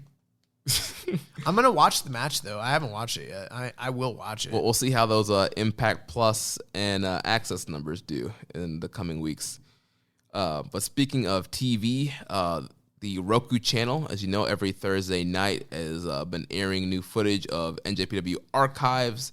First time airing on international TV for several matches here. This coming up week, they are airing Hiromu Takahashi versus Ryo Lee and Roppongi 3K versus Zuki-gun from New Beginning in Osaka from last year. If you're digging the Roku channel, I mean, why not rewatch Hiromu and Ryo Lee? So check that out. Free match of the week is Sonata versus Okada from the New Japan Cup 2019 finals. Minoru Suzuki is doing a online meet and greet on March 23rd as a part of the Tokon Shop Global. And we had a question here from Viking Payne. Minoru Suzuki is having an online meet and greet on March 23rd at Token Shop. Are you guys planning to attend? What questions would you like to ask him? And will you use some of these Biden bucks on autographed Suzuki-gun merch? What? Who asked that? Viking Pain. Oh, sorry. No, I'm not gonna listen. I don't go to. I don't mean to be a big leaguer. I don't go to meet and greets ever. There is one person I'd go to a meet and greet for. Could you guess who I'd go for a meet? Tanahashi. It's pretty much just Tanahashi. Like I wouldn't go to a meet and greet for like anybody else though. Well, like I couldn't think of anybody. I met Suzuki in person. Right, we've met Suzuki in New Orleans, 2018. I got a picture with him and the now defunct Intercontinental title. Did we not interview Suzuki in Dallas? Was he not in that G1? No, he wasn't. Okay. Was he not there though? No. Okay. I don't think he was. I'm pretty sure he wasn't. If he was, he definitely wasn't in the media room. I mean, I don't really understand. I think Jeremy, you're more tech savvy than me, so I'm not sure how they would even do like an online meet and greet. I guess it would just basically be like a personalized Zoom. I believe he's doing YouTube, like a live YouTube, and he'll be taking like questions. So it's not even like he sees you and you get to personally speak or interact with him or anything. Hold on, let me. Because I feel like if you want to do the whole meet and greet experience, they should see the fans who are talking to him and ask, hey, I'm not trying to bury this. I think this is great for the fans. I think it's really cool. I love Minoru Suzuki, but like, I just, I wouldn't pay. Do you have to pay money for this? Let's see. I guess that's some of the stuff I'm like, I guess that's what, I don't even know if it was free, I might watch it. I think it's free, but there will be merch you can buy. So it's a live YouTube. He's going live on YouTube. He'll be answering your questions and autographing exclusive Suzuki-gun goods. That's one thing I would never pay for any exclusive goods for any reason. I've got important things I'm trying to do in my life. I mean, you guys heard about the lawsuit. Yeah, so you can ask them questions and then get a chance to grab the exclusive signed merchandise. There will be an autographed 2021 Suzuki-gun shirt, autographed Minoru Suzuki original bath towel, autographed Suzuki-gun flag style bath towel. Bro, in the finance world, those are what we call commodities, and they're just not gonna appreciate at the kind of rate that I'm hoping for long term to make my nut back. Like I don't know. It seems like a bad investment to me. Yeah, it says you can purchase goods during the live event. These goods will be limited in quantity and will be discounted when sold out. There are people that really like merch, though. And if you really like merch or you really like Suzuki-gun or you love Minoru Suzuki, I mean, I've met Suzuki like 2 or 3 times now in real. I have met him. I met him once in New Orleans. I met him in New York, twice in New York. So, I mean, like, I've met Suzuki in real life. Yeah, so I probably will not be tuning in for the meet and greet, but I mean, if you're a big Suzuki-gun mark, this is your chance to get some exclusive merch. So All right, I'm going to read something on the, I just saw this on my phone. It's just fucking funny. So someone posted, T3 Delicious posted, this is unrelated to anything we're doing. This is just in the, what's it called? In Reddit. They said, with the 4th incarnation of the IWGP Heavyweight Championship, what if New Japan keeps the video introduction and adds all the champions of previous incarnations? And while we're at it, include all the IC championships as well. That would mean including Hogan, Suzuki, Jericho, Goto, Angle, La Sombra. And then someone else, this guy goes, Autobot RT goes, nope, just photos of Ibushi. Baby photos, kid photos, teen photos, adult photos, old photos, just Ibushi. I don't know. That fucking popped me. Oh, man. I hope that's what they do. I hope the whole like roll call of champions roll call, whatever, is just Ibushi. Just like Ibushi with, I think I made this joke before, but like it's just him with like fucking Roman candles on, like just pouring. Right, that's what I was saying. Like clips of like all of DDT and it's like him and Kenny making out. Freaking the movie that we have over there, the Kaiju movie. Yeah, the Kaiju movie. Yeah, Yeah, him just like giving a German suplex to a giant like fucking dinosaur. Yeah. Shit like that. Oh, man. All right, we have a few random questions here that we'll cap off with and then get to recommended match of the week. Viking Pain, he asks, it feels to me that Shinsuke Nakamura isn't looked at the same stature as Hiroshi Tanahashi, at least not anymore. Tanahashi, to a lot of wrestling fans, is a bona fide legend, while Nakamura isn't. Is it all because of his WWE run? And what matches besides legendary bouts of Ibushi and AJ would you recommend to remind the world how good he is? Mine would be Okada Nakamura G125. Oh, wow. I don't know. I guess I'm getting tired. I had trouble following you. So Nakamura is not seen in the same light as Tanahashi anymore. That's what he's saying. He thinks that people are not seeing Nakamura on the same level as Tanahashi.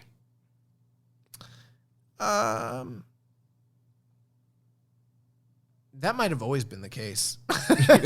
To be honest, I mean they're each other's great generational rivals.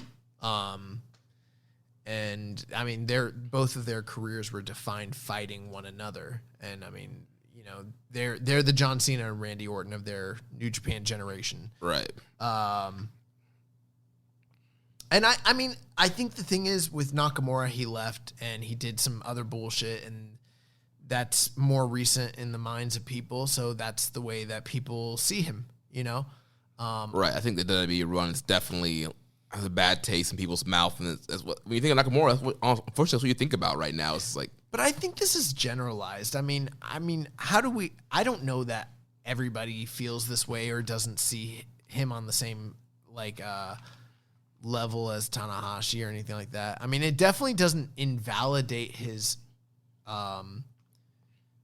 legacy, although I understand that's not the argument he's making. What he's making is, how do people view him modern day, you know?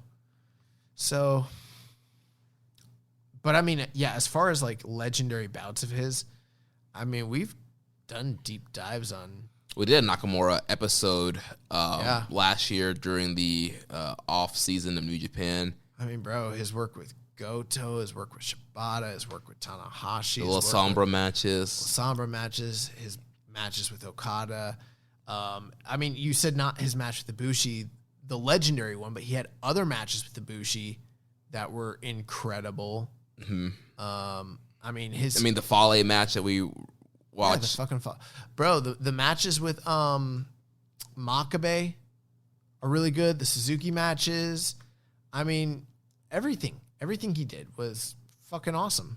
Yeah, it's hard to find a bad Nakamura match in New Japan. His matches with Yoshihiro Takayama, his match with Angle, all that shit's gold. Yeah. Next question here from King DW510. Do you guys think New Japan should ever switch up the G1 format a bit? Maybe instead of 2 blocks of 10, have 4 blocks of 5, and the 4 block winners go into a single elimination tournament to maybe make it less predictable. Maybe even test something like this out on Strong. And I know, young boy, you perked up because this has been a theory. Bro, I've been saying this for so many years. Yeah. This is King DW510. I don't know if you've been listening to the show or how long you've been listening to the show, but like this is something every year at the G1 I've said. I actually kind of gave up on it last year because it didn't make sense in the pandemic. But pre-pandemic, every year I was like, why the fuck are we still doing 2 blocks? Why are we not doing?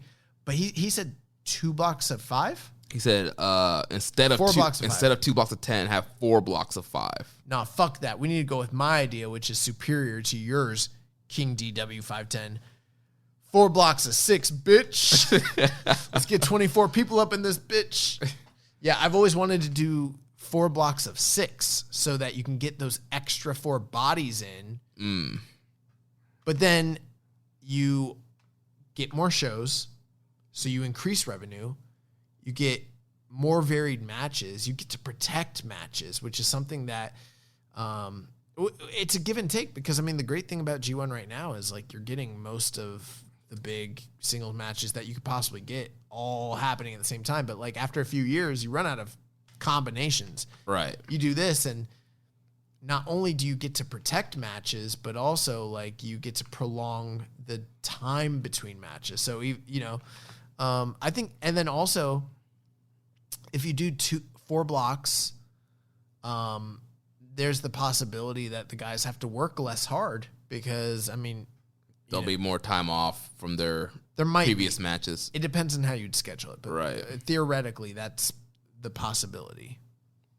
Yeah, I mean, I'll be down for that. I think it'd be a cool way to include some more people like you mentioned and, change some things up a little bit. You could also just do 3 matches and 3 matches. So maybe You do A and B one maybe night. A and B are running all at the same. But then again, then you're kind of just doing the same shit. Right. It's very similar to, but yeah, maybe A and B are running, and then the next night C and D are running, Right. and then you just alternate, and then there's no undercard. You're just getting Tournament 6 matches. tournament matches, singles matches, bop, bop, bop, bop, bop. Yeah, that'd be cool. Yeah, that'd be raw. But no one listens to me. And King DW510, you're a wise man. Last set of questions here from Dom Homie 101. First, non-New Japan question. He said, thoughts on WWE trying to run WrestleMania at 75% capacity in Tampa? Also, thoughts on Apollo Crews' new gimmick? I haven't really seen Apollo Crews' new gimmick, but I love it. I don't know. I heard he's basically doing a militarized Samba Simba. Pretty much, yeah. He's Fuck yeah. nationalist Nigerian. Us. He has the accent now. He has a spear. I'm down with it. I mean, I don't know. I've heard it's problematic, and I've heard other people that did or didn't like it. I don't know. I mean, the thing is, I just don't really care about WWE. I like Apollo Crews. I think he's a great wrestler, and I would love for him to be in an environment where he can thrive. But at this point, he's been there so long, and I just really don't care. Listen, man. I mean, yeah, we're pretty detached from WWE, but the one thing that's always kind of kept me connected is that fucking network. And now that shit's dude, I can't fucking log in and watch a Boston Garden show from '85 in classics. If I can't do that, I have no reason to watch this product. None. If I can't go in there and watch Jake Roberts and Ricky Steamboat from '86, or if I can't go in there and watch Bulldog and Bret Hart '92, why? Then what's the point? What is the point? Well, hopefully the execs at Peacock keep their word, and by August, the full archive will be back up. Man, fuck that. As far as 75% capacity, dude, there's not going to be a travel. There's not going to be a travel group, hardly at all. Hardly at all. They were supposed to put tickets on sale today, and guess what? Those tickets don't go. They didn't go on sale. Right? They postponed it. And the word on the street, our inside sources say, because there's no interest, and they're worried about it, and they're trying to buy themselves some time to garner up some interest. Here's the thing. They've run so many years where all they had to do, okay. For instance, WrestleMania, what was it, 32? Was that the one that ran in Texas? Yeah. Okay, would anyone be Triple H and Roman Reigns drew 100,000 or whatever the kayfabe number, 100,000 people? No. WrestleMania did because it's a brand and it just fucking sells out because it's just WrestleMania. But it's a traveling crowd. You think there was 100,000 people in Texas, just in Dallas that were yeah. just they got to see Triple H and Stephanie make that grand entrance? No, they don't give a fuck. You think there's 45,000 people in Tampa, Florida, or in Jacksonville or Orlando that want to see this shit? No, bro. It's not the Super Bowl. This shit's not happening. Even if they got the approval to do this, which I don't think they're going to, or even if they might, who knows? I don't know, man. I think they're going to do bad numbers. I think they're fucked. Yeah, yeah. I know this. This isn't just anti-WWE rhetoric. I'm looking at the tea leaves. I don't think they're going to do so hot. I know this week they're starting to try and pump matches out. They announced Drew and Lashley for WWE title, and that's because they need a card, right? Because the event itself, the brand and the name WrestleMania can't draw alone like it normally does, right? And I think it's poetic because right now, 99% of what they do doesn't matter. They're just a content creator. ratings don't matter. Like nothing really. Right. Like they got these contracts in place. They're going to make their money regardless. But the one thing that's going to be an embarrassment is if they try to run Raymond James Stadium 2 nights. and they got like 8,000 people in there, if that, you know? Yeah. Yeah, we'll Also, see. all these indies are going to fucking take a big hit, yeah. there's so many indies running WrestleMania weekend. They think they're going to make their nut. It's not happening. All right, and then he has 3 different fight questions here for you. So first, with the passing of boxing great Marvelous Marvin Hagler, what are the young boys' thoughts on the boxing career of that man that they called Marvelous? What was his legacy, and where does he rank among the all-time greats? Yeah, man. Marvin Hagler, one of my all-time favorite fighters. I love Marvelous Marvin Hagler.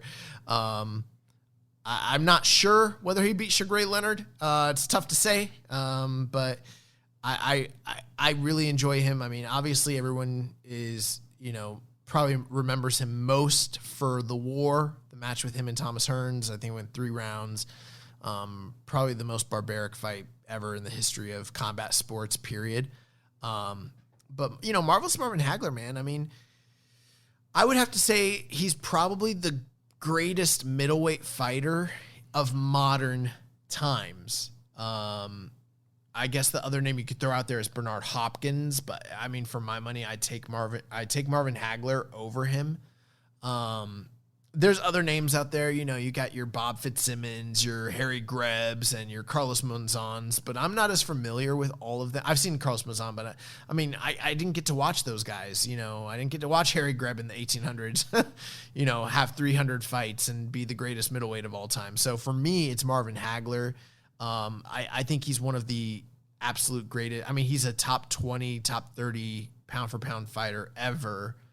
And he dominated his division for 10 years straight.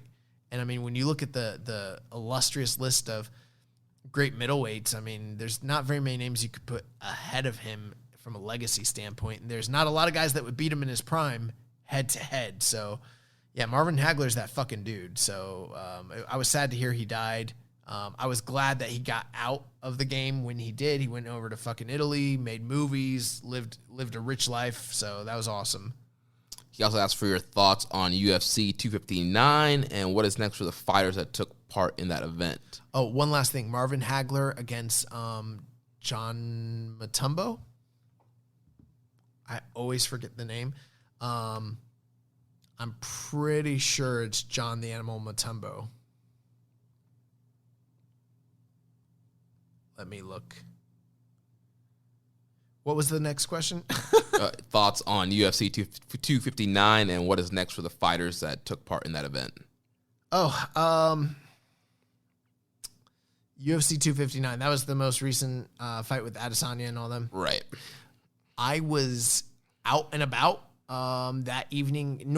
Under any other normal circumstances, that would be like a must-see, can't-miss show for me. I actually didn't watch it. It was my girlfriend's birthday, so I was unable to watch the fights. I'm gonna catch up on them here shortly. The New Japan Cup's been going on, but yeah, man. I mean, Adesanya lost. I don't know what's next for him. It looks like they're trying to set up a fight with him and Darren Till. Maybe they're gonna do him and Robert Whittaker. One thing we didn't mention. Peter Yan fucking blasted. Oh, a Kamagoye. He did a fucking Kamagoye illegally and lost his belt. And then as far as Amanda Nunes goes, I mean, she's the GOAT when it comes to women's fighting. I still think that there's quite a few girls that could school her standing, but there's no one who has a complete enough game to beat her. I don't know. I guess they could do her and Shevchenko again, but Shevchenko hasn't been able to beat her the first 2 times, so I don't know. Yeah. And his last question is, with it being the 50th anniversary of the first Ali versus Frazier fight, what are the young boys' thoughts on the fight and the legacy of the fight? Thoughts on the Ali versus Frazier trilogy? Yeah, I mean, probably the greatest heavyweight trilogy in the history of boxing. I mean, even if you had like an argument, not Mugumbo, John Mugabe. Yes. John Mugabe, who his nickname was, I think it was the Animal. I forget. Anyways, John Mugabe against Marvin Hagler is one of my favorite fights of all time from 1986. Mugabe was like a fucking killer, and he was undefeated when they fought. And yeah, a lot of people pretty much had like counted out Marvin Hagler entirely, and Marvin Hagler went in there and like went to fucking war with him. This was Marvin Hagler's last fight before he fought and lost to Leonard and then retired from Las Vegas. So if you've never caught this fight, you need to see Marvin Hagler against John Mugabe. It's one of the most brutal fights of all time. Anyways, 50th anniversary. Ali Frazier. I mean, it's literally what changed boxing. It brought boxing from like the, you know, Floyd Patterson's and Sonny Liston's era, and it kind of brought it into the modern fight game. That's when we kind of saw the golden era of heavyweight boxing. Ali Frazier, it's the most storied rivalry. All three of their fights are great. The first one, you know, was the richest prize in boxing up to that point. No two fighters had ever earned as much as them, and there'd never been as many people that ever viewed a fight in the world up to that point. And I mean, it's kind of hard to track those records pre-pay-per-view, you know, and you know, it meant the most because it was the first time that two undefeated world champions at heavyweight fought one another, and nobody kind of knew what was going to happen. And it's, you know, the thing that like sort of made both guys' careers, and it's hard to kind of like state just how important that fight was. But then, you know, obviously the other big fight everyone talks about is the Thrill in Manila, and the Thrill in Manila is the greatest fight in boxing, period. Period. I mean, both guys almost died in Zaire that night. Or is Zaire's in Africa? Yeah, I think so. Okay. Where were they in Manila? They were in the Philippines. I don't know. I'm bad with geography. But Ali Frazier, I mean, that fight is fucking insane. Plus, like, a lot of people want to know Frazier was like blind at that point in his career when he fought Ali in that third fight. And so he was like fighting with contacts in. But yeah, I mean, it's two of the all-time greatest heavyweights that made one another just killing each other. And yeah, it's the greatest. And if you've never seen any of their fights, I mean, you need to see them. Ali, the perfect slickster dancer, and then you got this dirty boxer, this guy who's willing to take 6 punches just to rattle like 2 or 3 of his own. You know, it's essentially it's Kenny Omega and Tomohiro Ishii if you've never seen it. Literally, like it's fucking incredible. So if you've never seen any of the Ali Frazier fights, I would recommend the entire trilogy. And yeah, those fights were cultural fights. They were cultural events that changed the world. So, I mean, like major sporting events that like still live. We're talking about it 50 years later. So, yeah. So real quick before we head out of here, the recommended match of the week. So last week I recommended Goto versus Tanahashi from New Japan Cup 2012, the finals. Real quick, Josh, what were your thoughts on that matchup? Really enjoyed this match. I was looking back at the records, and I think last week I talked about one of their matches that I loved, and it was actually the Dominion match from 2011.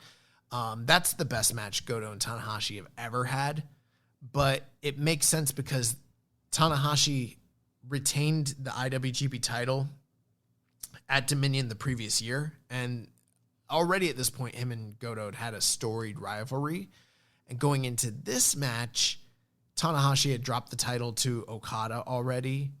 And so a lot of people were anticipating that Tanahashi would win the cup, come back and challenge for his title, get his title back from that punk kid Okada.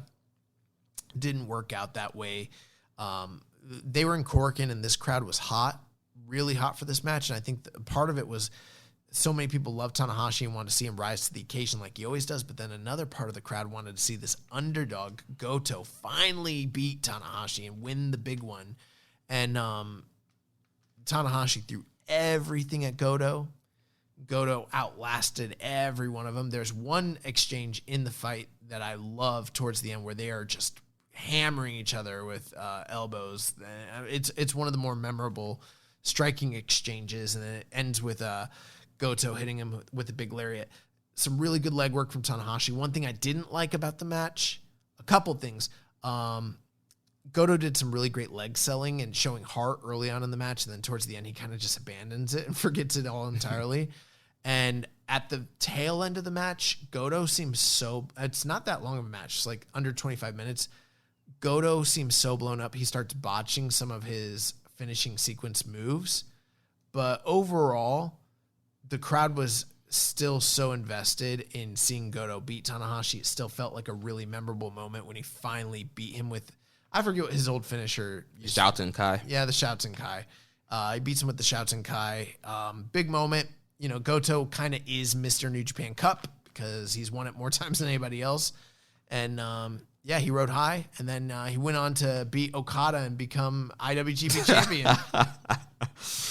No, it didn't work out that way. In an alternate universe, yeah. I would go, I'd probably go 4.25 on this. Yeah, about sounds about right. So what is your recommendation for this week? So the other week, someone asked us a question regarding Noah versus New Japan matches.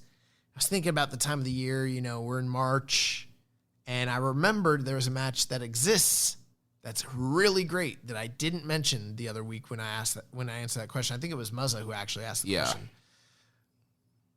March 5th, 2010, the anniversary show.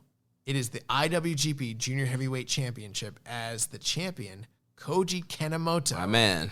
Defends the title against Marufuji.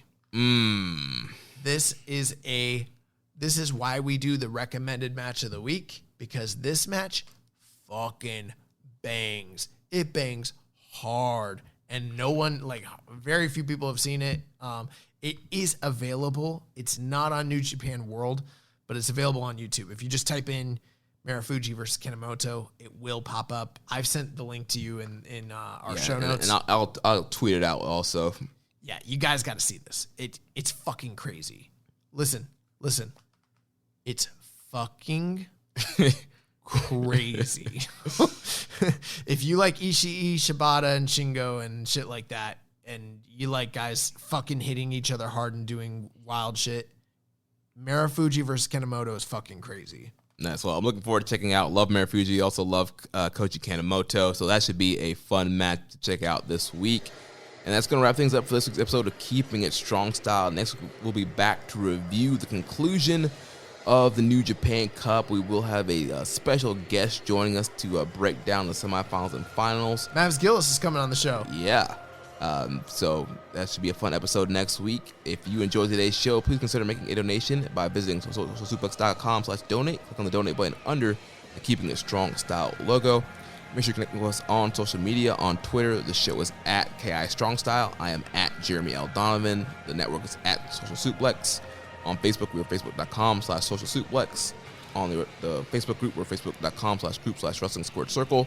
On Instagram, we are at Social Suplex. On Reddit, I am the Pro Black Guy. Josh is Keeping It Strong Style. You can email me, Jeremy, at socialsuplex.com. Join our Discord server, Social Suplex Podcast Network. Check out all the other shows here on the Social Suplex Podcast Network. We have One Nation Radio, hosted by Rich Latta and James Boyd. On Wednesdays, we have the Ricky and Clive Wrestling Show from Scotland. We have the Grave Consequences with Caleb and Maserati. We have the 8-Bit Suplex with Josh Number 2 and Sandy. We have All Things Elite with Floyd and Austin, and Great Match Generator with Danny. Don't forget to subscribe and leave a rating and review, and we will catch you next week on Keeping It Strong Style, the ace of podcasts. Evil sucks. Thank you for listening to Keepin' It Strong Style. We'll see you next time.